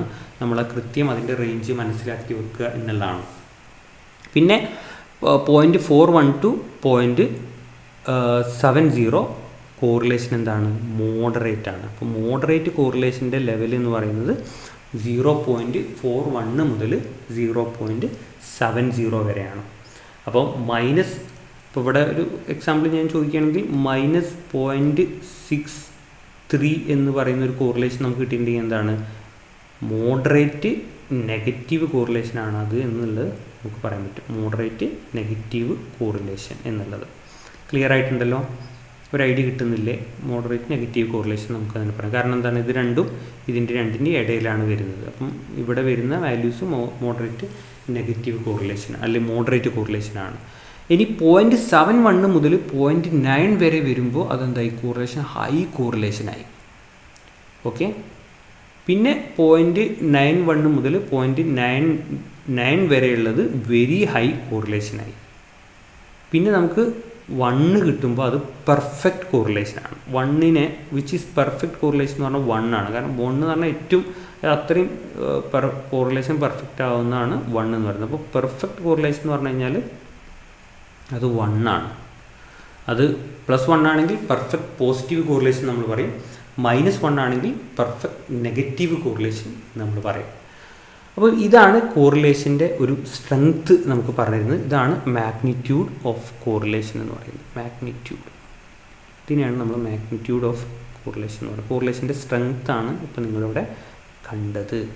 ഓക്കെ, ഒരു ചെറിയ ഐഡിയ കിട്ടിയിട്ടുണ്ടെന്ന് വിചാരിക്കുന്നു. ഇത് നിങ്ങൾ കൃത്യമായിട്ടൊന്ന് മനസ്സിലാക്കി വെക്കുക, വളരെ ഇമ്പോർട്ടൻ്റ് ആണ്. ഇനി നമ്മൾ നോക്കാൻ വേണ്ടി പോകുന്ന അടുത്തൊരു സാധനമാണ് സ്കാറ്റർ ഡയഗ്രാം എന്ന് പറയുന്നത്. സ്കാറ്റർ ഡയഗ്രാം എന്ന് പറഞ്ഞു കഴിഞ്ഞാൽ ഒന്നുമില്ല, കോറിലേഷനെ റെപ്രസെൻ്റ് ചെയ്യുന്ന അല്ലെങ്കിൽ ഗ്രാഫിക്കൽ റെപ്രസെൻറ്റേഷൻ ഓഫ് കോറിലേഷനാണ് സ്കാറ്റർ ഡയഗ്രാം എന്നുള്ളത് പറയുന്നത് കേട്ടോ. മറക്കരുത്, ഗ്രാഫിക്കൽ റെപ്രസെൻറ്റേഷൻ ഓഫ് കോറിലേഷൻ വളരെ ഇമ്പോർട്ടൻ്റ് ആണ്. ഗ്രാഫിക്കൽ റെപ്രസെൻറ്റേഷൻ ഓഫ് കോറിലേഷൻ ആണ് സ്കാറ്റർ ഡയഗ്രാം എന്ന് പറയുന്നത്. അതിൻ്റെ മറ്റൊരു പേരാണ് സ്കാറ്റർ പ്ലോട്ട് അല്ലെങ്കിൽ സ്കാറ്റർ ഗ്രാം എന്നുള്ളത്. ഗ്രാഫിക്കൽ റെപ്രസെൻറ്റേഷൻ ഓഫ് ദ റിലേഷൻഷിപ്പാണ് നമ്മളിപ്പോൾ ഓൾറെഡി പറഞ്ഞു. ഇറ്റ് ഈസ് ഡ്രോൺ ബൈ, ഇത് എങ്ങനെ ഡ്രോ ചെയ്യാന്ന് വെച്ച് കഴിഞ്ഞാൽ plotting the 2 variable in the same graph, that is variable A on Y axis and variable B on X axis. അതായത് നമ്മൾ ഗ്രാഫ് വരക്കുക, അതിൽ എക്സ് ആക്സിസിൽ നമ്മൾ വേരിയബിൾ ബി ആഡ് ചെയ്യുക, വൈ ആക്സിസിൽ നമ്മൾ വേരിയബിൾ എ ആഡ് ചെയ്യുക. എന്നിട്ട് ഇതിന് തമ്മിൽ ഓരോന്നും ഇത് ഇത്ര ആകുമ്പോൾ ഇത് ഇവിടെ എത്രയാണ്, എന്നിട്ടുള്ള ആ പോയിൻ്റ് ഇവിടെ അടയാളപ്പെടുത്തുക. ഇത് ഇത്ര ആകുമ്പോൾ ഇത് എത്രയാണ്, എന്നിട്ട് ആ ഒരു പോയിൻ്റ് അടയാളപ്പെടുത്തുക. ഇത് ഇത്ര ആകുമ്പോൾ ഇവിടെ എത്രയാണ് എന്നുള്ള ഒരു പോയിൻ്റ് അടയാളപ്പെടുത്തുക. എന്നിട്ട് നമ്മൾ ഇതിനെങ്ങനെ വരക്കുക. അതാണ് ഈ സ്കാറ്റർ ഡയഗ്രാം എന്ന് പറയുന്നത്. ഇപ്പോൾ സ്കാറ്റർ ഡയഗ്രാമിൻ്റെ ഒരു എക്സാമ്പിളാണ് ഇവിടെ എന്ത് തന്നിട്ടുണ്ട്? Mark obtained by student in psychology and sociology class. അപ്പം സൈക്കോളജിയിലും സോഷ്യോളജിയിലും കിട്ടിയ മാർക്കുകളുടെ ലിസ്റ്റ് ഇവിടെ തന്നിട്ടുണ്ട്. അപ്പം സോഷ്യോളജിയും സൈക്കോളജിയും തമ്മിൽ എന്തെങ്കിലും ബന്ധമുണ്ടാവും മാർക്കുകൾ എന്നുള്ളത് നമ്മൾ ഓരോ കുട്ടിൻ്റെയും നോക്കുകയാണ്. അപ്പം പീറ്റർ എന്ന് പറയുന്ന കുട്ടിക്ക് എന്ത് ചെയ്തു? 25 സൈക്കോളജിയിൽ മാർക്ക് കിട്ടി. അപ്പോൾ നമ്മൾ എക്സ് ആക്സിസിൽ വൈ ആക്സിസിൽ സൈക്കോളജിയുടെ മാർക്ക് കിട്ടും, എക്സ് ആക്സിസിൽ നമ്മൾ എന്ത് ചെയ്തു? സോഷ്യോളജിയുടെ മാർക്ക് കിട്ടും. എന്നിട്ട് നമ്മൾ ആദ്യം പീറ്റർ എന്ന് പറയുന്ന ആളെ നോക്കുകയാണ്. അപ്പോൾ നമ്മളിവിടെ ജസ്റ്റ് അതിനെ മാർക്ക് ചെയ്തിട്ട് 23, 45, 68 എന്ന് പറഞ്ഞിട്ട് നമ്മൾ ജസ്റ്റ് ഒരു മാർക്ക് കൊടുത്തു. എന്നിട്ട് പീറ്ററിൻ്റെ മാർക്ക് നോക്കുമ്പോൾ 25 പുള്ളിക്കാരന് സൈക്കോളജിയിൽ കിട്ടിയിട്ടുള്ള മാർക്ക്. അപ്പം ഈ 25 പുള്ളിക്കാരന് സൈക്കോളജിയിൽ കിട്ടിയിട്ടുള്ള മാർക്ക്. പുള്ളിക്കാരൻ്റെ സോഷ്യോളജി മാർക്ക് എന്ന് പറയുന്നത് 26. അപ്പം അത് നമ്മളിവിടെ അങ്ങനെ കറക്റ്റ് നോട്ട് ചെയ്ത് വെക്കുക. പിന്നെ നമുക്ക് അതായത് ഇതാണ് കേട്ടോ, അത് പീറ്ററിൻ്റെ മാർക്ക് എന്ന് പറയുന്നത് ഇതാണ്. ഇത് സൽമാൻ്റെ മാർക്കാണ് ഇവിടെ നോട്ട് ചെയ്തിട്ടുള്ളത്. അതായത് ഏറ്റവും കുറവ് കിട്ടിയത് സൽമാൻക്കാണ്. സൽമാൻക്ക് 5 സൈക്കോളജിയിൽ കിട്ടിയിട്ടുള്ളത്. അപ്പോൾ 5 നമ്മളിവിടെ ജസ്റ്റ് ഇവിടെ മാർക്ക് ചെയ്തു. ആ സമയത്ത് മറ്റേ ആൾക്ക് 4 കിട്ടിയിട്ടുള്ളത്, അത് ഇവിടെയാണ്. ഇപ്പോൾ 5ഉം 4ഉം നമ്മൾ കറക്റ്റ് വരുമ്പോൾ ഇവിടെ വരും. അതേപോലെ തന്നെ പീറ്ററിന് കിട്ടിയ മാർക്ക് എന്ന് പറയുന്നത് സൈക്കോളജിയിൽ 25. അപ്പോൾ 23 ഇപ്പോൾ ഇവിടെ ഉള്ളത്. അപ്പോൾ 25 എന്ന് പറയുമ്പോൾ ഏകദേശം ഇവിടെ ആയിട്ട് വരും. അപ്പം ഇവിടുന്ന് ഇവിടെയാണ് 25 വരുന്നത്. അതേപോലെ തന്നെ മറ്റേ ആൾക്ക് 26. അപ്പോൾ 22 ഇപ്പോൾ 22.5 അപ്പോൾ ഇവിടെ ഉള്ളത്. ഇപ്പോൾ സോഷ്യോളജിയിൽ പീറ്ററിന് കിട്ടിയത് 26. അപ്പം 26 ഏകദേശം ഇവിടെ ആയിട്ട് വരും. അങ്ങനെ ഇത് രണ്ടും തമ്മിൽ യോജിപ്പിക്കുന്ന ഒരു സ്ഥലം എന്ന് പറയുന്നത് ഇതാണ്. അങ്ങനെ ഓരോന്നും നമ്മളിങ്ങനെ കറക്റ്റ് യോജിപ്പിച്ച് ഇങ്ങനെ കുത്തിട്ട് എന്നിട്ട് ആ കുത്തുകളെ യോജിപ്പിക്കുമ്പോൾ ഇങ്ങനെ കോറിലേഷൻ നോക്കിയിട്ട് നമ്മൾ യോജിപ്പിക്കുന്നതിനെയാണ് സ്കാറ്റർ പ്ലോട്ട് എന്ന് പറയുന്നത്, അല്ലെങ്കിൽ സ്കാറ്റർ ഡയഗ്രാം എന്ന് പറയുന്നത്. അങ്ങനെ കോറിലേഷനെ നമ്മൾ അല്ലെങ്കിൽ റിലേഷൻഷിപ്പിനെ നമ്മൾ ഗ്രാഫിക്കലി റെപ്രസെൻ്റ് ചെയ്യുമ്പോൾ അതിനെയാണ് നമ്മൾ സ്കാറ്റർ ഡയഗ്രാം എന്ന് പറയുന്നത്. ഇനി നോക്കാൻ വേണ്ടി പോകുന്നത് properties, uses and limitations of correlation. കോറിലേഷൻ്റെ പ്രോപ്പർട്ടീസുകൾ എന്തൊക്കെയാണ്, അതിൻ്റെ പ്രധാനപ്പെട്ട യൂസുകൾ എന്തൊക്കെയാണ്, പ്രധാനപ്പെട്ട കോറിലേഷൻ്റെ പോരായ്മകൾ എന്തൊക്കെയാണ് എന്നുള്ളതാണ് നമ്മൾ നോക്കുന്നത്. അപ്പോൾ ആദ്യം നമുക്ക് പ്രോപ്പർട്ടീസ് എന്തൊക്കെയാണെന്ന് നോക്കാം. പ്രോപ്പർട്ടീസ് എന്ന് പറയുമ്പോൾ the variables used in correlation are quantitative in nature. അപ്പം ക്വാണ്ടിറ്റേറ്റീവ് വേരിയബിൾസുകളാണ് നമ്മൾ കോറിലേഷന് വേണ്ടിയിട്ട് ഉപയോഗിക്കുന്നത് എന്നുള്ളതാണ് നമ്മൾ ഇതിൻ്റെ ആദ്യത്തെ ഒരു പ്രോപ്പർട്ടി ആയിട്ട് പറയുന്നത്. എന്താണ് ക്വാണ്ടിറ്റേറ്റീവ് എന്നുള്ളതും ക്വാളിറ്റേറ്റീവ് എന്നുള്ളതും നമ്മൾ ഓൾറെഡി പറഞ്ഞിട്ടുണ്ടായിരുന്നു. അപ്പോൾ അത്തരത്തിൽ ക്വാണ്ടിറ്റേറ്റീവ് നേച്ചറുള്ള വേരിയബിൾസുകളാണ് നമ്മൾ കോറിലേഷനിൽ ഉപയോഗിക്കുക എന്നുള്ളത്. പിന്നെ the value of coefficient of correlation will range from എന്ന് നമ്മൾ ഓൾറെഡി പറഞ്ഞിട്ടുള്ളതാണ്. കോഎഫിഷ്യൻ്റ് ഓഫ് കോറിലേഷൻ്റെ വാല്യൂ റേഞ്ച് ചെയ്യുന്നത് -1 മുതൽ +1 വരെയാണ്. അത് പോസിറ്റീവോ നെഗറ്റീവോ ആകാം. പിന്നെ അതിൽ നമുക്ക് എന്തുണ്ട്, 0 കോറിലേഷനും കൂടെ ഉണ്ട് എന്നുള്ളതാണ്.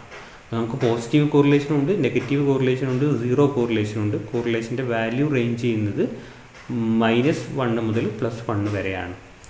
പിന്നെ correlation will provide information about the relation between variable. നമുക്കറിയാമല്ലോ വേരിയബിളിൻ്റെ റിലേഷൻഷിപ്പ് ഇത് ഫൈൻഡ് ഔട്ട് ചെയ്തിരുന്നുണ്ട്. പക്ഷേ ഇതെന്ത് ചെയ്യുന്നില്ല, ഇത് വളരെ ഇമ്പോർട്ടൻ്റ് ആണ്. It will not denote whether a cause and effect relationship. Cause and effect relationship എന്താണ്, ഇതിലുണ്ടാക്കുന്ന കാരണങ്ങളാണ്, ഈ കാരണങ്ങൾ കൊണ്ടാണ് ഇതിൽ മാറ്റം ഉണ്ടാകുന്നത്. കോസ് എന്ന് പറഞ്ഞാൽ കാരണം എന്നാണ്. ഇതിലിപ്പോൾ എന്തെങ്കിലും കാരണം ഉണ്ടാകുമ്പോഴാണ് ഇവിടെ മാറ്റം വരുന്നത് എന്നുള്ളൊരു സാധനം. അതായത് ഒരു പർട്ടിക്കുലർ ഡ്രഗ് നമ്മുടെ ലേണിങ്ങിനെ, നമ്മുടെ മെമ്മറിയെ സ്വാധീനിക്കുന്നുണ്ട്. ആ ഡ്രഗിൻ്റെ അളവ് കൂട്ടിക്കഴിഞ്ഞാൽ ഇവിടെ മെമ്മറിയെ ബാധിക്കും എന്ന് പറയുന്നത് ഒരു കോസ് ആൻഡ് എഫക്റ്റ് റിലേഷൻഷിപ്പാണ്. അപ്പം കോറിലേഷൻ എന്ന് പറയുന്നത് നമുക്ക് ഒരിക്കലും ഒരു കോസ് ആൻഡ് എഫക്റ്റ് റിലേഷൻഷിപ്പിനെ ഫൈൻഡ് ഔട്ട് ചെയ്ത് തരുന്നില്ല. അത് പറയുന്നത് എന്താണ്, കേവലം പറയുന്നത് ഇത് രണ്ടും തമ്മിൽ ഒരു ഒരു ബന്ധമുണ്ട്, പക്ഷേ ഇത് കാരണം കൊണ്ടാണ് ഇവിടെ എഫക്റ്റ് ഉണ്ടാവുന്നത് എന്നത് പറയുന്നില്ല. ഈ രണ്ട് വേരിയബിളും തമ്മിൽ ഒരു ബന്ധമുണ്ട്, പക്ഷേ അത് പോസിറ്റീവ് ബന്ധം, ആ ബന്ധം എന്ന് പറഞ്ഞാൽ ഒന്ന് കാരണം കൊണ്ടാണ് മറ്റൊന്ന് ഉണ്ടാവുന്നത് എന്നുള്ള രൂപത്തിലല്ല എന്നുള്ളതാണ്. അപ്പോൾ കോസ് ആൻഡ് എഫക്റ്റ് പറയുന്നില്ല, പക്ഷേ ഇത് തമ്മിൽ ഒരു ബന്ധമുണ്ട്. അതായത് ഇപ്പോൾ ഒരു എക്സാമ്പിൾ നമുക്ക് പറയുമ്പോൾ നമുക്ക് എന്ത് പറയാൻ പറ്റും, ഇപ്പം ഹാപ്പിനെസ്സും പെർഫോമൻസും തമ്മിൽ ഒരു പോസിറ്റീവ് ബന്ധമുണ്ട്, ഒരു പോസിറ്റീവ് റിലേഷൻഷിപ്പാണ്. അപ്പോൾ ഹാപ്പിനെസ് കൂടുന്ന ആളുകളിൽ പെർഫോമൻസ് കൂടുന്നുണ്ട്. പക്ഷേ അങ്ങനെ ഒരു ബന്ധമുണ്ടെന്നേ അത് പറയുന്നുള്ളൂ. പക്ഷേ ഹാപ്പിനെസ് കാരണമാണ് ഇയാളിൽ പെർഫോമൻസ് കൂടുന്നത് എന്നുള്ളത് ഒരിക്കലും കോറിലേഷൻ പറഞ്ഞു തരില്ല. കോറിലേഷൻ ഒരിക്കലും കോസ് ആൻഡ് എഫക്റ്റ് റിലേഷൻഷിപ്പിനെ ഫൈൻഡ് ഔട്ട് ചെയ്തില്ല. ഇത് തമ്മിലൊരു ബന്ധമുണ്ട്. അത് ചിലപ്പോൾ ഇത് കാരണങ്ങൾ കൊണ്ടാവാം, അല്ലെങ്കിൽ ഇത് വേറെ ഏതെങ്കിലും കാരണങ്ങൾ കൊണ്ടാവാം. ഇത് പറഞ്ഞു തരുന്നില്ല. ഓക്കെ, മനസ്സിലായില്ലേ? അതായത് ഈ ഹാപ്പിനെസ് കാരണമാണ് നമ്മുടെ അക്കാഡമിക് പെർഫോമൻസ് കൂടുന്നത് എന്നുള്ളത് നമുക്കൊരിക്കലും കോറിലേഷൻ വെച്ചിട്ട് ഫൈൻഡ് ഔട്ട് ചെയ്യാൻ വേണ്ടി പറ്റില്ല. അത് തമ്മിലൊരു ബന്ധമുണ്ട്. അപ്പം അതിന് കാരണം ചിലപ്പം അക്കാഡമിക് പെർഫോമൻസ് കൂടാൻ കാരണം ഹാപ്പിനെസ് ആയിരിക്കാം, അല്ലെങ്കിൽ അല്ലാതിരിക്കാം. അത് പക്ഷേ നമുക്ക് കോറിലേഷൻ വെച്ചിട്ട് ഫൈൻഡ് ഔട്ട് ചെയ്യാൻ പറ്റില്ല. കോറിലേഷൻ കേവലം പറയുന്നത് ഇത് തമ്മിൽ ഒരു റിലേഷൻ ഉണ്ട് എന്നുള്ളത് മാത്രമാണ് എന്നുള്ളതാണ് പറയുന്നത്. It is not possible to make any prediction based on correlation. Correlation വെച്ചിട്ട് നമുക്ക് ഒരിക്കലും എന്ത് ചെയ്യാൻ പറ്റില്ല, പ്രഡിക്ഷൻ ചെയ്യാൻ വേണ്ടിയിട്ട് പറ്റില്ല. വെറും കോറിലേഷൻ വെച്ചിട്ട് നമുക്ക് അവിടെ പ്രഡിക്ഷൻ ചെയ്യാൻ പറ്റില്ല. കോറിലേഷൻ ശരിക്കും ഒരു ബന്ധം മാത്രമേ പറഞ്ഞിരുന്നുള്ളൂ. അപ്പം ഇത് കാരണം കൊണ്ടായിരിക്കാം ഈ ബന്ധം ഉണ്ടാകുന്നത് എന്നുള്ളത് കോറിലേഷൻ നമുക്ക് പറഞ്ഞു തരുന്നില്ല.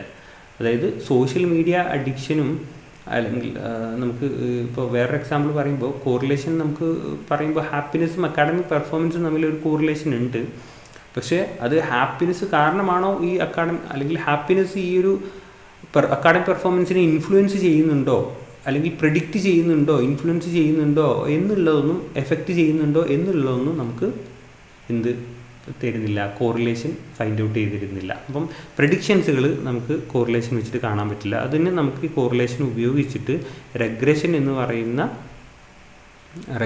പറയുന്ന അനാലിസിസ് ചെയ്യുമ്പോഴാണ് നമുക്ക് പ്രഡിക്ഷൻ കിട്ടുന്നത്. ജസ്റ്റ് ഒന്ന് കേട്ടാൽ മതി, ഇതിൻ്റെ ഇപ്പോൾ പഠിക്കേണ്ട ആവശ്യമൊന്നുമില്ല. റെഗ്രഷൻ എന്ന് പറയുന്ന ഒരു അഡ്വാൻസ് മെത്തേഡ് ഉപയോഗിക്കുമ്പോഴേ നമുക്ക് പ്രഡിക്ഷൻ ചെയ്യാൻ പറ്റുള്ളൂ. കോറിലേഷൻ വെച്ചിട്ട് നമുക്ക് പ്രഡിക്ഷൻ കാണാൻ വേണ്ടിയിട്ടില്ല. ജസ്റ്റ് അതൊരു റിലേഷൻഷിപ്പ് മാത്രമാണ് പറഞ്ഞു തരുന്നത്. Even if variables randomly vary, correlation can be used. അതായത് വേരിയബിൾസിൽ റാൻഡം വേരിയേഷൻ ഉണ്ടെങ്കിലും നമുക്ക് കോറിലേഷൻ ഉപയോഗിക്കാൻ പറ്റും എന്നുള്ളതാണ്. സാമ്പിളിംഗ് എറർ പിന്നെ കോറിലേഷനിൽ എഫക്റ്റ് ഉണ്ടാക്കുന്നത്. സാമ്പിളിംഗ് എറർ സംഭവിക്കുമ്പോൾ അത് കോറിലേഷൻ്റെയും സ്കോറിനെയും ബാധിക്കുന്നുണ്ട് എന്നുള്ളതാണ് അതിൻ്റെ പ്രോപ്പർട്ടീസുകൾ പറയുന്നത്. ഇനി കോറിലേഷൻ നമുക്ക് എവിടെയൊക്കെ യൂസ് ചെയ്യാം എന്നുള്ളതാണ്. നമുക്ക് കോറിലേഷൻ എന്ത് ചെയ്യാൻ പറ്റും? നമുക്ക് കോറിലേഷൻ വാലിഡിറ്റിയിലും റിലയബിലിറ്റിയിലും നമുക്ക് യൂസ് ചെയ്യാൻ പറ്റും. അതായത് വാലിഡിറ്റി റിലയബിലിറ്റി എന്ന് പറഞ്ഞിട്ടുള്ള രണ്ട് കൺസെപ്റ്റുകളുണ്ട്. വാലിഡിറ്റി എന്ന് പറഞ്ഞു കഴിഞ്ഞാൽ നമുക്ക് അതായത് നമ്മൾ ഓൾറെഡി അത് പറഞ്ഞിട്ടുണ്ടെന്ന് തോന്നുന്നു. വാലിഡിറ്റി എന്ന് പറഞ്ഞു കഴിഞ്ഞാൽ ഈ എന്തിനു വേണ്ടിയിട്ടാണോ നമ്മൾ അത് ഉപയോഗിക്കുന്നത് അത് അതിനെ തന്നെയാണോ മെഷർ ചെയ്യുന്നത് എന്നുള്ളതാണ് വാലിഡിറ്റി കൊണ്ട് ഉദ്ദേശിക്കുന്നത്. ഇപ്പോൾ നമ്മൾ ഒരു ടെസ്റ്റ് ഉണ്ടാക്കി, നമ്മളൊരു സൈക്കോളജിക്കൽ ടൂൾ ഉണ്ടാക്കി. അപ്പോൾ ഈ ടൂൾ ഉണ്ടാക്കിയപ്പോൾ ഞാൻ ഇൻ്റലിജൻസിൻ്റെ ഒരു ടെസ്റ്റ് ഉണ്ടാക്കി. അപ്പോൾ ഈ ഇൻ്റലിജൻസിൻ്റെ ടെസ്റ്റ് ഇത് ഇൻ്റലിജൻസ് തന്നെയാണോ മെഷർ ചെയ്യുന്നത് എന്ന് നമ്മൾ പരിശോധിക്കാൻ നമ്മൾ ഉപയോഗിക്കുന്നതാണ് വാലിഡിറ്റി എന്ന് പറയുന്ന സംഗതി. അതായത് വാലിഡ് ആണോ എന്നുള്ളത്. ഈ ഇൻ്റലിജൻ്റ് എന്ന് പറയുന്ന സാധനം, ഇൻ്റലിജൻസ് ടെസ്റ്റ് എന്ന് പറയുന്ന സാധനം കൺസിസ്റ്റൻ്റ് ആണോ എന്നുള്ളത്, അതായത് സ്ഥിരത പുലർത്തുന്നുണ്ടോ ആ സബ്ജക്റ്റ്. അതായത് ഞാനിപ്പോൾ ഇൻ്റലിജൻസ് എൻ്റെ ക്ലാസ്സിലെ കുട്ടികൾക്ക് ചെയ്തു. അപ്പോൾ എനിക്ക് ഓരോ ഇൻഡിവിജ്വലി സ്കോർ കിട്ടി. ഇനി ഞാൻ 5 മാസം കഴിഞ്ഞിട്ട് അതേ കുട്ടികളിൽ ചെയ്തപ്പോൾ അതേ സ്കോറല്ല എനിക്ക് കിട്ടുന്നത്, അല്ലെങ്കിൽ വ്യത്യസ്തമായിട്ടുള്ള സ്കോറാണോ കിട്ടുന്നത് എന്നുള്ളത് നോക്കാൻ വേണ്ടിയിട്ട് സ്ഥിരത ഉണ്ടാവണം എപ്പോഴും നമ്മളൊരു ടെസ്റ്റിന്. അപ്പം അതിന് റിലയബിലിറ്റി ഉണ്ടോ എന്നുള്ളത്, അപ്പം നമ്മൾ ആ സ്ഥിരത നോക്കാൻ വേണ്ടിയിട്ട് നമ്മൾ റിലയബിലിറ്റി ഉപയോഗിക്കുന്നത്. അങ്ങനെ അതാണ് ഈ വാലിഡിറ്റിയും റിലയബിലിറ്റിയും എന്ന് പറയുന്ന കൺസെപ്റ്റ് എന്ന് പറയുന്നത്. അപ്പം ഒരു ടെസ്റ്റ് അത് അതിൻ്റെ ഏത് പർപ്പസിന് വേണ്ടിയിട്ടാണോ നമ്മൾ ഉണ്ടാക്കിയിട്ടുള്ളത് അത് അതേ പർപ്പസ് തന്നെയാണോ അത് മെഷർ ചെയ്യുന്നത് എന്നുള്ളത് നോക്കാൻ വാലിഡിറ്റി നമ്മൾ ഉപയോഗിക്കുമ്പോൾ ആ ടെസ്റ്റ് സ്ഥിരത പുലർത്തുന്നുണ്ടോ എന്നുള്ളത് നോക്കാൻ വേണ്ടിയിട്ടാണ് നമ്മൾ റിലയബിലിറ്റി ഉപയോഗിക്കുന്നത്. അപ്പം ഈ ഒരു ടെസ്റ്റ് സ്ഥിരത പുലർത്തുന്നുണ്ടോ എന്നുള്ളത് നമ്മൾ എങ്ങനെ നോക്കുക എന്ന് വെച്ച് കഴിഞ്ഞാൽ, ഇപ്പം ഞാൻ ശ്രദ്ധിച്ചിരിക്കുക, അപ്പം ഒരു ടെസ്റ്റിൻ്റെ റിലയബിലിറ്റി നമുക്ക് എങ്ങനെ നോക്കാം, കോറിലേഷൻ വെച്ചിട്ട് നോക്കുക എന്നുള്ളത് എന്താ വെച്ച് കഴിഞ്ഞാൽ, ഇപ്പം ഞാൻ എൻ്റെ കയ്യിൽ ഒരു ഇൻ്റലിജൻസ് ടെസ്റ്റ് ഉണ്ട്. 10 ചോദ്യങ്ങളുള്ള ഒരു ഇൻ്റലിജൻസ് ടെസ്റ്റാണ്. അത് ഞാൻ എന്ത് ചെയ്തു, എൻ്റെ ക്ലാസ്സിലുള്ള കുട്ടികൾക്ക് ഞാനത് അപ്ലൈ ചെയ്തു. ക്ലാസ് എയിൽ ഞാനത് അപ്ലൈ ചെയ്തു. അവിടെ ഒരു 30 കുട്ടികളുണ്ട്. അപ്പം അവരിൽ നിന്ന് എനിക്ക് 30 കുട്ടികളുടെയും ഇൻ്റലിജൻസ് സ്കോർ എൻ്റെ കയ്യിലുണ്ട്. ഇപ്പോൾ സപ്പോസ് ഉണ്ട് എന്ന് വിചാരിക്കുക. ഇനി ഞാനൊരു 2 ദിവസം കഴിഞ്ഞിട്ട് ഈ കുട്ടികൾ തന്നെ വീണ്ടും അതേ സെയിം ടെസ്റ്റ് ഞാൻ അവരിൽ അപ്ലൈ ചെയ്തു. അപ്പോൾ എനിക്ക് ഓരോ ഇൻഡിവിജ്വലിൻ്റെയും സ്കോർ വീണ്ടും കിട്ടി. അപ്പോൾ ഞാൻ ഈ സ്കോറുകൾ തമ്മിൽ എടുത്തിട്ട് കോറിലേറ്റ് ചെയ്ത് കഴിയുമ്പോൾ എനിക്ക് അത് തമ്മിൽ ആ കോറിലേഷൻ ഹൈ കോറിലേഷൻ കാണിക്കുകയാണെങ്കിൽ എൻ്റെ ടെസ്റ്റ് റിലയബിളാണ് എന്ന് എനിക്ക് പറയാൻ പറ്റും. അപ്പം അങ്ങനെ റിലയബിലിറ്റി ഫൈൻഡ് ഔട്ട് ചെയ്യാൻ വേണ്ടിയിട്ട് നമ്മൾ എന്ത് ചെയ്യുന്നു, കോറിലേഷൻ യൂസ് ചെയ്യുന്നുണ്ട് എന്നുള്ളതിൻ്റെ ഒരു എക്സാമ്പിളാണ് ഞാനിപ്പോൾ ഇവിടെ പറഞ്ഞത്. ഇനി വാലിഡിറ്റി എന്ന് പറഞ്ഞു കഴിഞ്ഞാൽ നമ്മുടെ കോറിലേഷൻ, അതായത് നമ്മളെ ഇപ്പോൾ എൻ്റെ കയ്യിൽ ഒരു ഇൻ്റലിജൻസ് ടെസ്റ്റ് ഉണ്ട്.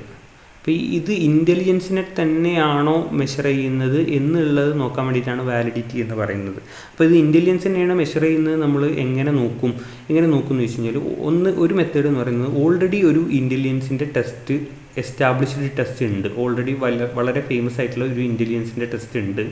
അപ്പോൾ ആ ടെസ്റ്റ് ഞാൻ എന്ത് ചെയ്യുന്നു, എൻ്റെ ക്ലാസ്സിലെ കുട്ടികൾക്ക് ഞാൻ കൊടുക്കുന്നു. അപ്പോൾ അവരിൽ നിന്ന് എനിക്ക് സ്കോർ കിട്ടിയിട്ടുണ്ടാവുമല്ലോ. എന്നിട്ട് ഞാൻ കുറച്ച് കഴിഞ്ഞിട്ട് എൻ്റെ ഇൻ്റലിജൻസ് ടെസ്റ്റ്, ഇത് ഓൾറെഡി എസ്റ്റാബ്ലിഷ്ഡ് ആയിട്ടുള്ള ഇൻ്റലിജൻസ് ടെസ്റ്റാണ്, അത് കഴിഞ്ഞിട്ട് ഞാൻ എൻ്റെ ഇൻ്റലിജൻസ് ടെസ്റ്റ് എടുത്തിട്ട് ഞാൻ ഇതേ കുട്ടികളിൽ വീണ്ടും കൊടുക്കുന്നു. അപ്പോൾ എനിക്കൊരു സ്കോർ കിട്ടിയിട്ടുണ്ടാവുമല്ലോ. സ്കോർ എ കിട്ടിയിട്ടുണ്ടാവും, സ്കോർ ബി കിട്ടിയിട്ടുണ്ടാവും.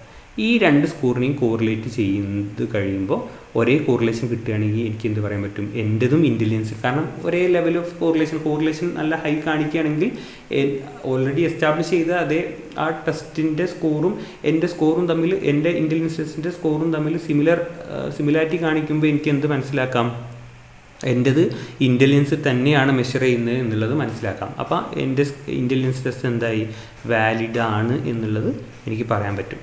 അപ്പോൾ അങ്ങനെ വാലിഡിറ്റിയും റിലയബിലിറ്റിയും ഇപ്പോൾ ഇവിടെ കാണാൻ വേണ്ടിയിട്ട് നമ്മൾ എന്ത് ചെയ്തു, കോറിലേഷൻ ഉപയോഗിച്ചു.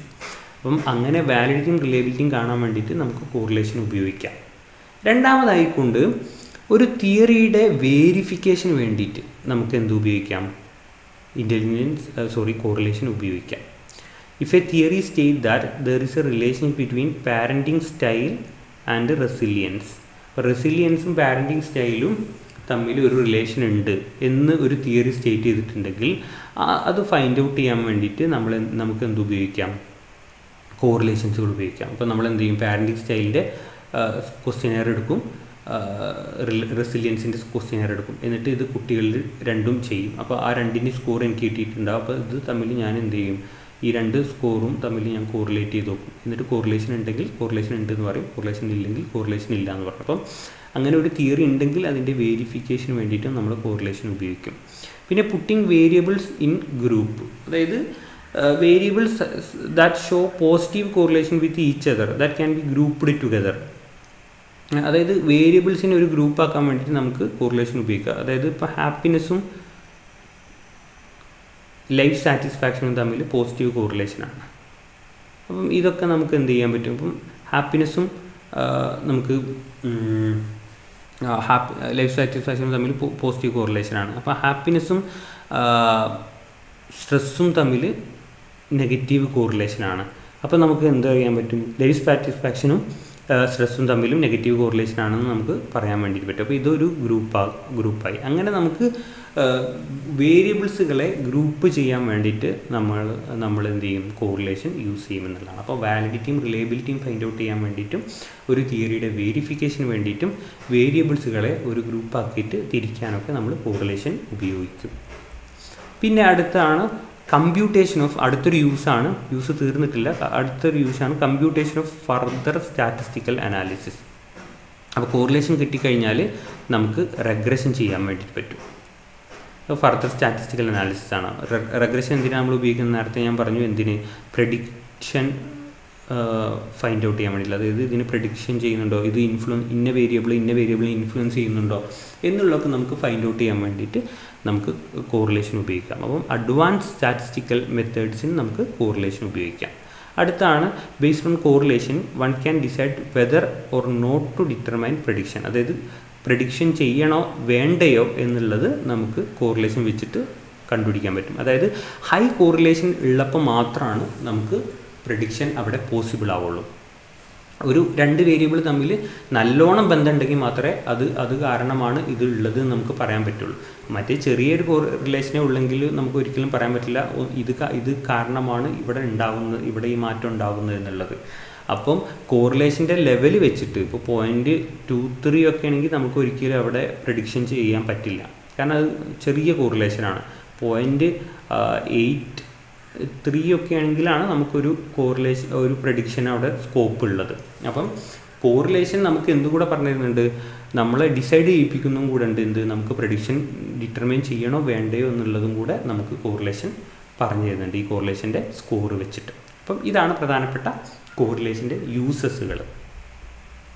ഇനി നമുക്ക് കോറിലേഷൻ്റെ ലിമിറ്റേഷൻസുകൾ നോക്കാം.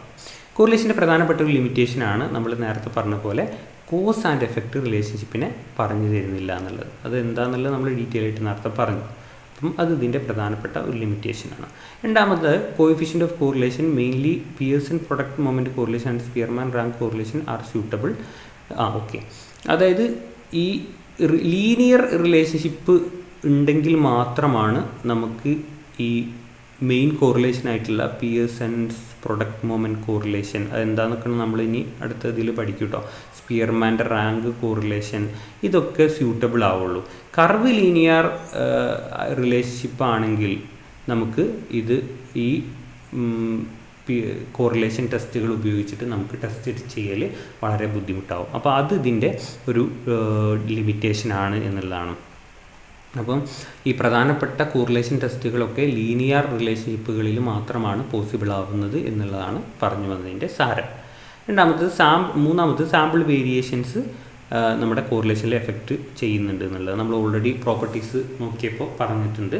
സാമ്പിൾ ഫ്ലക്ച്വേഷൻസുകൾ നമ്മുടെ കോറിലേഷനെ എഫക്റ്റ് ചെയ്യുന്നുണ്ട് എന്നുള്ളത്.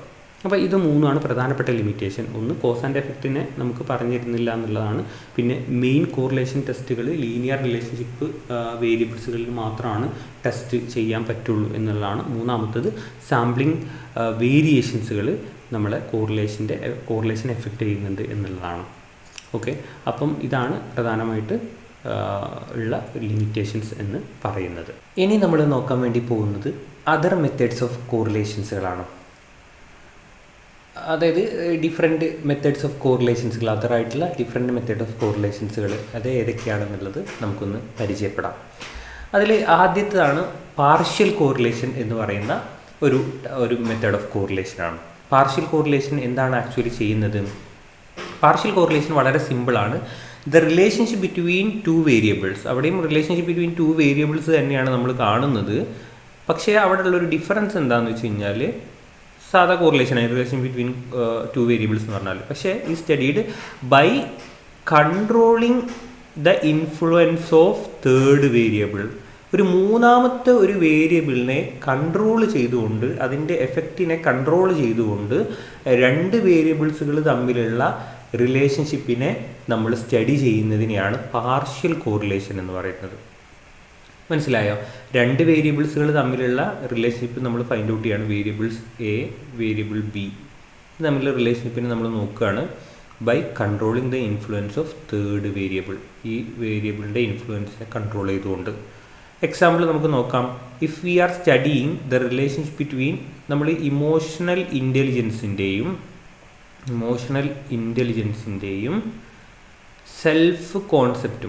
സെൽഫ് കോൺസെപ്റ്റും തമ്മിലുള്ള ഒരു റിലേഷൻഷിപ്പ് നമ്മൾ ഫൈൻഡ് ഔട്ട് ചെയ്യാണ്. അഡോളസൻസിൽ നമ്മൾ ഫൈൻഡ് ഔട്ട് ചെയ്യാണ്. We may partial out the control the third variable. Example family environment എന്ന് പറയുന്ന ഒരു വേരിയബിളിനെ നമ്മൾ കൺട്രോൾ ചെയ്തിട്ട് നമ്മൾ എന്ത് ചെയ്യാണ്? ഇമോഷണൽ ഇൻ്റലിജൻസിനും സെൽഫ് കോൺസെപ്റ്റിനെയും ഫൈൻഡ് ഔട്ട് ചെയ്യാണ്. അപ്പം ഇതിൻ്റെ ഇൻഫ്ലുവൻസും ചിലപ്പോൾ നമ്മൾ സെൽഫ് കോൺസെപ്റ്റിന് കാരണമാകാം. പക്ഷേ ആ ഒരു ഇൻഫ്ലുവൻസിനെ നമ്മൾ എന്ത് ചെയ്യുന്നു? കൺട്രോൾ ചെയ്തിട്ട് നമ്മൾ ഇത് രണ്ടും തമ്മിലുള്ള റിലേഷൻഷിപ്പിനെ ഫൈൻഡ് ഔട്ട് ചെയ്യുന്നതാണ് പാർഷ്യൽ കോറിലേഷൻ എന്ന് പറയുന്നത്. ഇനി അടുത്തൊരു കോറിലേഷനാണ് പാർട്ട് കോറിലേഷൻ എന്ന് പറയുന്നത്. പാർട്ട് കോറിലേഷൻ വളരെ സിമ്പിളാണ്, ഒന്നും കൂടെ സിമ്പിളാണ്. പാർട്ട് കോറിലേഷൻ്റെ മറ്റൊരു പേരാണ് എന്ത്? Semi partial correlation. Part correlation. അപ്പോൾ എന്താണ്? ഇതൊരു പാർട്ട് മാത്രമേ എടുക്കുന്നുള്ളൂ, ഒരു പാർട്ടിനെ മാത്രമേ നോക്കുന്നുള്ളൂ എന്നുള്ളൊരു അർത്ഥം നമുക്ക് അവിടെ കിട്ടുന്നുണ്ട്. അതേപോലെ തന്നെ സെമി പാർഷ്യൽ കോറിലേഷൻ്റെ ഒരു സെമിയാണ് എന്നുള്ളതും നമുക്ക് കിട്ടുന്നുണ്ട്. അപ്പോൾ ഈ സെമി പാർഷ്യൽ കോറിലേഷൻ്റെ നമ്മളെ പാർഷ്യൽ കോറിലേഷനെ പോലെ തന്നെയാണ് അവിടെ സംഭവിക്കുന്നത്. പക്ഷേ അവിടെ എന്താണ് ഒരു വ്യത്യാസം എന്ന് വെച്ച് കഴിഞ്ഞാൽ, പാർഷ്യൽ കോറിലേഷനിൽ നമ്മൾ എന്താണ് ഈ രണ്ടെണ്ണത്തിലും നമ്മൾ എന്ത് ചെയ്യുന്നുണ്ട്? ഈ രണ്ട് വേരിയബിളിലും നമ്മൾ ഈ മൂന്നാമത്തെ വേരിയബിളിൻ്റെ എഫക്റ്റിനെ കൺട്രോൾ ചെയ്യുന്നുണ്ട്. എന്നാൽ പാർട്ട് കോറിലേഷനിൽ എത്തുന്ന സമയത്ത് നമ്മൾ എന്താണ് ചെയ്യുന്നത്? ഇതിലേതെങ്കിലും ഒറ്റ വേരിയബിളിൽ മാത്രമാണ് നമ്മൾ മൂന്നാമത്തെ വേരിയബിളിൻ്റെ എഫക്റ്റിനെ കൺട്രോൾ ചെയ്യുന്നത്. മറ്റേത് നമ്മൾ കൺട്രോൾ ചെയ്യുന്നില്ല. ഒന്നെങ്കിൽ ഇതാകാം അല്ലെങ്കിൽ ഇതാകാം, ഏതെങ്കിലും ഒറ്റൊന്നിനെ, അതാണ് പാർട്ട് മാത്രം. ഒരു പാർട്ട് മാത്രമാണ് അവിടെ കൺട്രോളിങ് നടക്കുന്നത്, രണ്ടാമത്തെ പാർട്ടിൽ കൺട്രോളിങ് നടക്കുന്നില്ല. അതാണ് ഇവിടെ പറയുന്നത്. This in a way similar to partial correlation പോലെ തന്നെയാണ്. പക്ഷേ ഇവിടെയുള്ള ഒരു ഡിഫറൻസ് എന്താണെന്ന് വെച്ച് കഴിഞ്ഞാൽ, the relationship between two variables is studied the influence of third variable on one of the variable is controlled. മൂന്നാമത്തെ വേരിയബിളിൻ്റെ ഇൻഫ്ലുവൻസ് ഈ നമ്മൾ നോക്കുന്ന രണ്ട് വേരിയബിളിൽ ഏതെങ്കിലും ഒന്നിൽ മാത്രമേ കൺട്രോൾ ചെയ്യുന്നുള്ളൂ. പാർഷ്യൽ കോറിലേഷൻ ആകുമ്പോൾ എന്താ ചെയ്യുന്നത്? രണ്ട് വേരിയബിളിലും മൂന്നാമത്തെ വേരിയബിളിൻ്റെ എഫക്റ്റിനെ കൺട്രോൾ ചെയ്യുന്നുണ്ട്. എന്നാൽ പാർട്ട് കോറിലേഷൻ ആകുന്ന സമയത്ത് എയ്തർ വൺ വേരിയബിളാണ്, ഏതെങ്കിലും ഒറ്റ വേരിയബിൾ മാത്രമാണ് മൂന്നാമത്തെ വേരിയബിളിൻ്റെ എഫക്റ്റിനെ കൺട്രോൾ ചെയ്യുന്നത്. ഒന്നെങ്കിൽ എ എന്ന് പറയുന്ന വേരിയബിൾ കൺട്രോൾ ചെയ്യും, അല്ലെങ്കിൽ ബി എന്ന് പറയുന്ന വേരിയബിൾ കൺട്രോൾ ചെയ്യും. സി എന്ന് പറയുന്ന വേരിയബിൾ ആണ് പുറത്തുനിന്നുള്ള വേരിയബിൾ. അപ്പോൾ രണ്ടെണ്ണത്തിനെയും ഒരുമിച്ച് അത് അതിൻ്റെ എഫക്റ്റിനെ കൺട്രോൾ ചെയ്യുമ്പോൾ നമ്മൾ എന്ത് പറയും? പാർഷ്യൽ കോറിലേഷൻ എന്ന് പറയും. ഒറ്റൊന്നിനെ കൺട്രോൾ ചെയ്യുന്നുള്ളൂ എന്ന് പറയുമ്പോൾ നമുക്കതിനെ പാർട്ട് കോറിലേഷൻ എന്ന് പറയും. അതായത് ഫാമിലി എൻവിറോൺമെൻറ്റ് എന്ന് പറയുന്ന തേർഡ് വേരിയബിളിനെ നമ്മൾ മറ്റേ എക്സാമ്പിളിൽ തന്നെ ഫാമിലി എൻവിറോൺമെൻറ്റ് എന്ന് പറയുന്ന തേർഡ് വേരിയബിളിനെ ഒന്നെങ്കിൽ ഇമോഷണൽ ഇൻ്റലിജൻസ് എന്ന് പറയുന്ന ആ ഒരു വേരിയബിൾ മാത്രം കൺട്രോൾ ചെയ്യുന്നു, അല്ലെങ്കിൽ സെൽഫ് കോൺസെപ്റ്റ് എന്ന് പറയുന്ന വേരിയബിൾ മാത്രം കൺട്രോൾ ചെയ്യുന്നു. ഇമോഷണൽ ഇൻ്റലിജൻസിൽ കൺട്രോൾ ചെയ്യുമ്പോൾ സെൽഫ് കോൺസെപ്റ്റിൽ കൺട്രോൾ ചെയ്യുന്നില്ല, സെൽഫ് കോൺസെപ്റ്റിൽ കൺട്രോൾ ചെയ്യുമ്പോൾ ഇമോഷണൽ ഇൻ്റലിജൻസിൽ കൺട്രോൾ ചെയ്യുന്നില്ല. അങ്ങനെ നമ്മൾ ഒരു പാർട്ട് മാത്രം കൺട്രോൾ ചെയ്യുന്നതിനെയാണ് പാർട്ട് കോറിലേഷൻ എന്ന് നമ്മൾ പറയുന്നത്. പിന്നെയാണ് മൾട്ടിപ്പിൾ കോറിലേഷൻ. ഇതുവരെയുള്ള കേസിൽ എന്താണ്, എയും ബിയും തമ്മിലുള്ള റിലേഷൻഷിപ്പ് മാത്രമേ നമ്മൾ ഫൈൻഡ് ഔട്ട് ചെയ്തിട്ടുള്ളൂ. മൾട്ടിപ്പിൾ കോറിലേഷൻ എന്ന് പറഞ്ഞു കഴിഞ്ഞാൽ വൺ വേരിയബിൾ, എ എന്ന് പറയുന്ന variable is correlated with multiple variables. അങ്ങനത്തെ കോറിലേഷനെയാണ് മൾട്ടിപ്പിൾ കോറിലേഷൻ എന്ന് പറയുന്നത്. One variable is correlated with many other variables, അതിനെയാണ് നമ്മൾ മൾട്ടിപ്പിൾ കോറിലേഷൻ എന്ന് പറയുന്നത്. ഒരു എക്സാമ്പിൾ അടിസ്ഥാനത്തിൽ self concept will be correlated with various other variables like emotional ഇൻ്റലിജൻസിനെ നമ്മൾ നേരത്തെ കോറിലേറ്റ് ചെയ്തു, അച്ചീവ്മെൻറ്റ് മോട്ടിവേഷനുമായിട്ട് നമ്മൾ കോറിലേറ്റ് ചെയ്യുന്നു, ക്വാളിറ്റി ഓഫ് ലൈഫുമായിട്ട് നമ്മൾ കോറിലേറ്റ് ചെയ്യുന്നു. അപ്പം ആദ്യത്തെ കൺസെപ്റ്റുകളൊക്കെ എന്താണ്, രണ്ട് വേരിയബിൾ തമ്മിലുള്ള കോറിലേഷനെ മാത്രമാണ് ഫോക്കസ് ചെയ്തിട്ടുള്ളത്. പാർട്ട് കോറിലേഷനും പാർഷ്യൽ കോറിലേഷനും സാധാ കോറിലേഷനൊക്കെ രണ്ട് വേരിയബിൾസ് തമ്മിലുള്ള കോറിലേഷനാണ്. ഇത് രണ്ടോ അതിലധികമോ വേരിയബിൾസുകളാകുന്ന സമയത്ത് നമ്മൾ ആ ഒരു കോറിലേഷനെ പറയുന്നതിനെയാണ് നമ്മൾ എന്ത് പറയും, മൾട്ടിപ്പിൾ കോറിലേഷൻ എന്ന് പറയും. അതിനുള്ള എക്സാമ്പിളാണ് നമ്മളിവിടെ പറഞ്ഞത്. ഓക്കെ, അപ്പോൾ സെൽഫ് കോൺസെപ്റ്റ് നമ്മൾ ഇമോഷണൽ ഇൻ്റലിജൻസ് മാത്രമായിട്ട് എല്ലാം കോറിലേറ്റ് ചെയ്യും. നമ്മളതിനെ അച്ചീവ്മെൻറ്റ് മോട്ടിവേഷനായിട്ട് കോറിലേറ്റ് ചെയ്യുക, ക്വാളിറ്റി ഓഫ് ലൈഫുമായിട്ട് കോറിലേറ്റ് ചെയ്യുക. അപ്പം അങ്ങനെ മൾട്ടിപ്പിൾ വേരിയബിൾസുമായിട്ടുള്ള കോറിലേഷൻസുകളെയാണ് നമ്മൾ എന്ത് പറയുന്നത്, മൾട്ടിപ്പിൾ കോറിലേഷൻ എന്ന് പറയുന്നത്. ഇനി അടുത്തതായിട്ട് വരുന്ന കോറിലേഷനാണ് ബൈസീരിയൽ കോറിലേഷൻ എന്ന് പറയുന്നത്. ബൈസീരിയൽ കോറിലേഷൻ എന്ന് പറഞ്ഞു കഴിഞ്ഞാൽ ദ റിലേഷൻഷിപ്പ് ബിറ്റ്വീൻ എന്താണ്, A continuous variable and an artificially dichotomous variable. അപ്പം ഇവിടെ നമുക്ക് പുതിയൊരു ടേം കിട്ടി, ഈ ഡൈക്കോട്ടമസ് വേരിയബിൾ. അപ്പം എന്താണ് ഈ ഡൈക്കോട്ടമസ് വേരിയബിൾ? ഡൈക്കോട്ടമസ് വേരിയബിൾ എന്ന് പറഞ്ഞു കഴിഞ്ഞാൽ ഇവിടെ ആകെ പോസിബിൾ വാല്യൂസ് എന്ന് പറയുന്നത് രണ്ട് പോസിബിൾ വാല്യൂസുകളുള്ള വേരിയബിൾസുകളെയാണ് നമ്മൾ ഡൈക്കോട്ടമസ് വേരിയബിൾ എന്ന് പറഞ്ഞാൽ. ഡൈ എന്ന് പറഞ്ഞു കഴിഞ്ഞാൽ രണ്ട് എന്നുള്ളതാണോ, ഓൺലി ടു പോസിബിൾ വാല്യൂസ് ആണ് ഡൈക്കോട്ടമസ്. അതായത് അവിടെ രണ്ട് പോസിബിൾ വാല്യൂസുകൾ മാത്രമുള്ള വേരിയബിൾസുകളെയാണ് നമ്മൾ ഡൈക്കോട്ടമസ് എന്ന് പറയുന്നത്. ഒരു എക്സാമ്പിളായിട്ട് നമുക്ക് പറയാൻ പറ്റും, ഇപ്പം ജെൻഡർ നമ്മൾ ശരിക്കും ഒരുപാടുണ്ട്, പക്ഷെ നമ്മളൊരു ജനറൽ കോമൺ പെർസ്പെക്റ്റീവിൽ മാത്രം പറയുന്നതാണ്. ജെൻഡർ എന്ന് പറയുമ്പോൾ നമുക്ക് മെയിൽ ഓർ ഫീമെയിൽ എന്നുള്ളൊരു അടിസ്ഥാനത്തിൽ രണ്ട് എന്നുള്ള ഒരു ഇത് കണ്ടില്ലേ, ഞങ്ങൾക്കൊരു എക്സാമ്പിളായിട്ട് ഓൺലി രണ്ട് പോസിബിൾ എന്നുള്ളത്. ഇപ്പം മരൈറ്റൽ സ്റ്റാറ്റസ് എന്താണ്, അതിന് മരൈറ്റൽ സ്റ്റാറ്റസ് എന്ന് പറഞ്ഞാൽ രണ്ട് പോസിബിൾ വാല്യൂസേ അവിടെ ഉള്ളൂ, എന്താണ്, ഒന്നെങ്കിൽ മാരീഡ് അല്ലെങ്കിൽ അൺമാരീഡ് എന്നുള്ളത്. അപ്പോൾ ഇങ്ങനെ നമുക്ക് രണ്ട് പോസിബിൾ വാല്യൂസ് മാത്രം തരുന്ന വേരിയബിൾസിലെയാണ് ഡൈക്കോട്ടമസ് എന്ന് പറയുന്നത്. അതിൽ തന്നെ രണ്ട് ഡൈക്കോട്ടമസുകളുണ്ട്. ഒന്ന് ആർട്ടിഫിഷ്യൽ ഡൈക്കോട്ടമസ് എന്ന് പറയുന്നത്, രണ്ട് നാച്ചുറൽ ഡൈക്കോട്ടമസ് എന്ന് പറയുന്നത്. എന്താണ് ഈ ആർട്ടിഫിഷ്യൽ ഡൈക്കോട്ടമസ്? ആർട്ടിഫിഷ്യൽ ഡൈക്കോട്ടമസ് എന്ന് പറഞ്ഞു കഴിഞ്ഞാൽ അത് ജന്മന അല്ലെങ്കിൽ നാച്ചുറലി ഉള്ളൊരു ഡൈക്കോട്ടമസ് അല്ല, അത് റിസർച്ചർ അല്ലെങ്കിൽ ആരാണോ റിസർച്ച് ചെയ്യുന്ന അല്ലെങ്കിൽ റിസർച്ചർ ഇൻവെസ്റ്റിഗേറ്റർ ക്രിയേറ്റ് ചെയ്യുന്നതാണ്. മറ്റേത് നാച്ചുറലി ഒക്വേർഡാണ്, നാച്ചുറലി എക്സിസ്റ്റഡ്. മറ്റേതാണ് റിസർച്ചർ ക്രിയേറ്റ് ചെയ്യുന്നതാണ്. അതായത് ഈ ആർട്ടിഫിഷ്യൽ വേരിയബിൾ എന്ന് പറഞ്ഞു കഴിഞ്ഞാൽ നാച്ചുറലി എന്തായിരിക്കും, അത് കണ്ടിന്യൂസ് ആയിരിക്കും.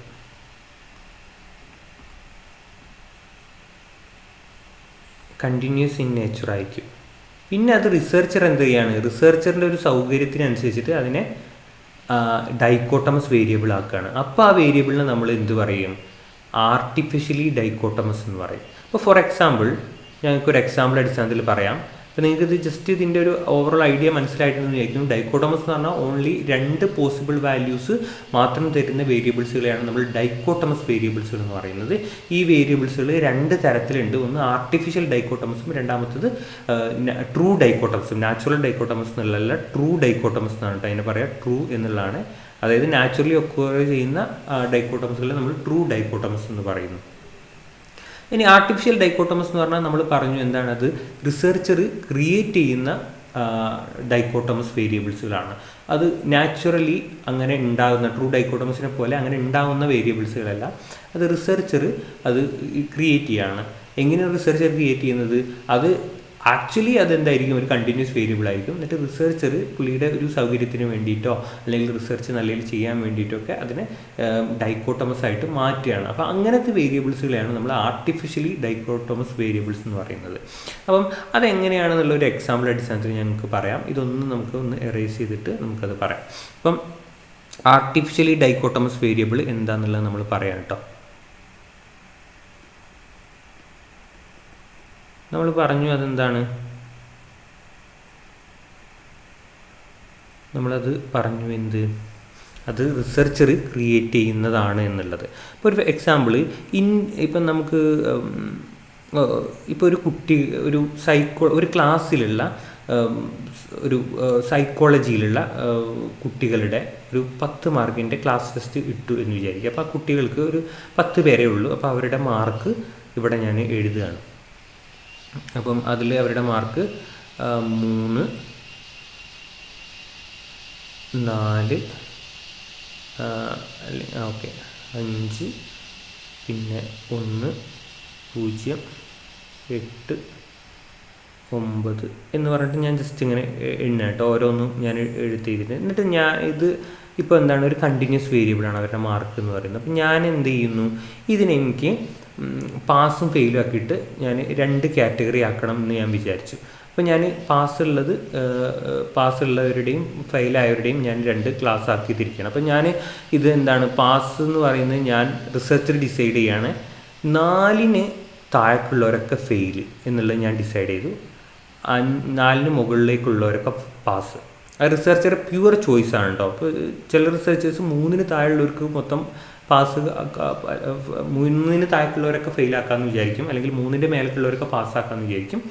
അത് പ്യുവർലി റിസർച്ചറുടെ ചോയ്സ്. അങ്ങനെ റിസർച്ചർ തൻ്റെ ചോയ്സിനനുസരിച്ചിട്ട് പാസ്സായവരുടെ ക്ലാസ് തീരുമാനം. അപ്പം ഈ റിസർച്ചർ തീരുമാനിക്കുകയാണ് 4ൻ്റെ താഴേക്കുള്ളവരൊക്കെ പാസ്, അപ്പം ഫെയിൽ, അപ്പം പാസ്സായവർ ഫെയിലായവർ. അപ്പം 4ൻ്റെ താഴേക്കുള്ളവർ ഒരു ഇത് 1, 2, 3 പേര് ഫെയിലായിട്ടുണ്ട്. 3 പേര് ഫെയിൽ, ബാക്കിയുള്ളവരൊക്കെ ഒരു പാസ് എന്നുള്ളൊരു അർത്ഥത്തിൽ നമ്മൾ അങ്ങനെ കാറ്റഗറൈസ് ചെയ്തു.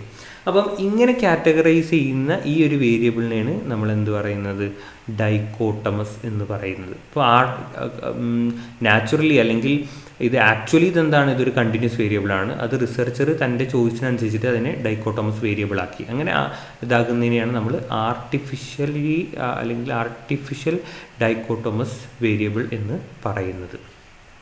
അപ്പം ഇങ്ങനെ ആർട്ടിഫിഷ്യൽ ഡൈക്കോട്ടമസും കണ്ടിന്യൂസ് വേരിയബിളും, അതായത് സാധാരണ correlation continuous plus continuous variable ആയിരിക്കും സാധാരണ കോറിലേഷൻ ഉണ്ടാവുക. അതായത് നോർമലി നമ്മൾ ഇതുവരെ പറഞ്ഞ കോറിലേഷൻസുകൾ എന്ന് പറഞ്ഞു കഴിഞ്ഞാൽ കണ്ടിന്യൂസ് ഡാറ്റയും കോറിലേറ്റ് ചെയ്യുന്നതാണ്.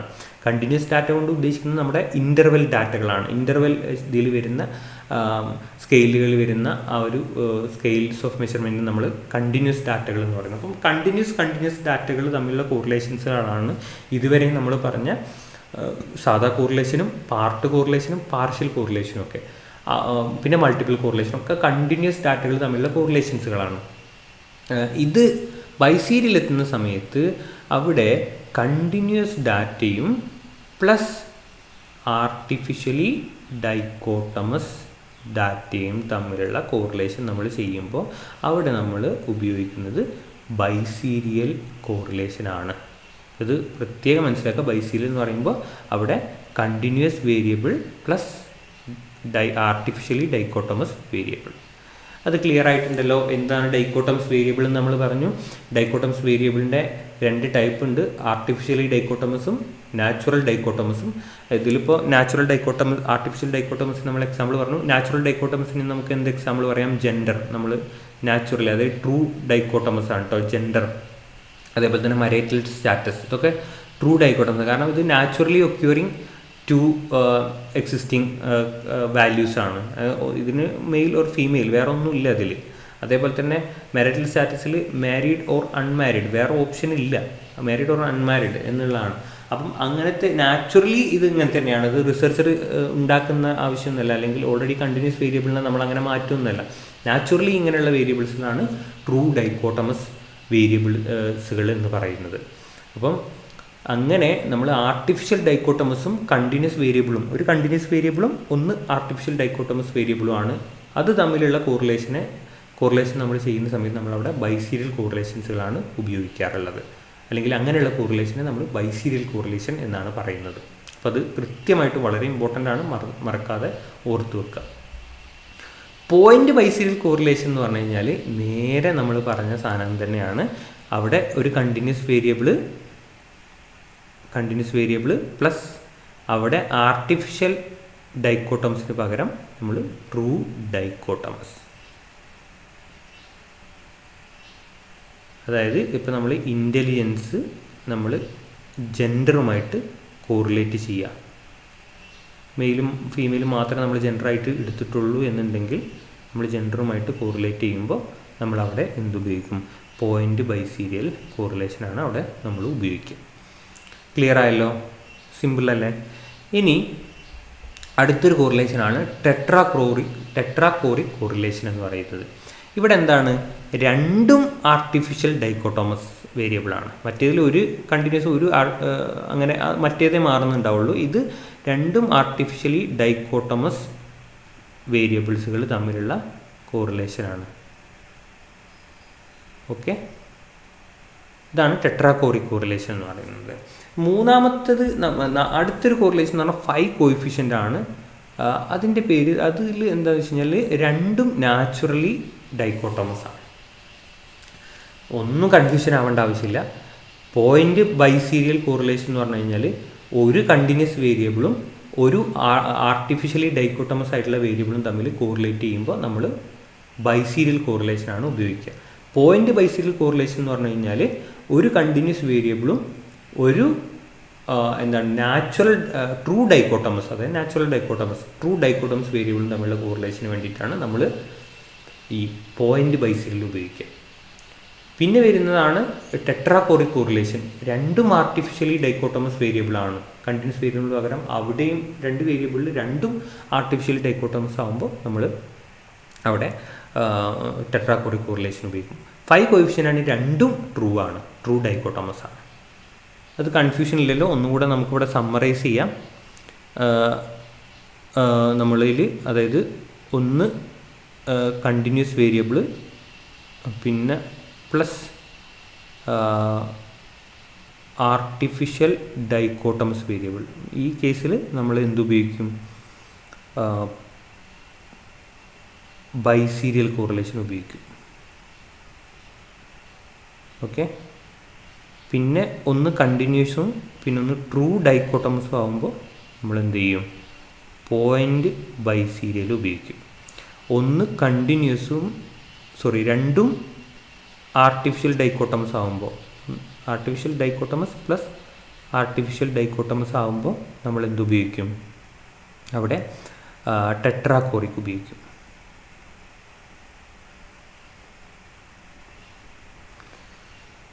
പിന്നെ രണ്ടും ട്രൂ ഡൈക്കോട്ടമസ് ആകുമ്പോൾ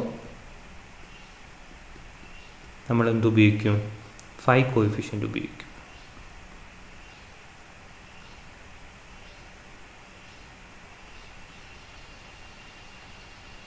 ഇങ്ങനെയാണ് അതിൻ്റെ ഒരു ഓവറോൾ ഐഡിയ എന്ന് പറയുന്നത്. അപ്പോൾ ഇതാണ് നമ്മുടെ അതർ കോറിലേഷൻസുകൾ എന്ന് പറയുന്നത്. അപ്പം നമ്മൾ ഈ ഒരു യൂണിറ്റിൽ പ്രധാനമായിട്ടും പറഞ്ഞത് എന്താണ് കോറിലേഷൻ എന്നുള്ളതാണ്. കോറിലേഷൻ്റെ പ്രോപ്പർട്ടീസുകളെ കുറിച്ചിട്ട് പിന്നീട് നമ്മൾ പറഞ്ഞു. പിന്നെ നമ്മൾ അതർ ടൈപ്പ് ഓഫ് കോറിലേഷൻസുകളെ കുറിച്ചിട്ട് പറഞ്ഞു.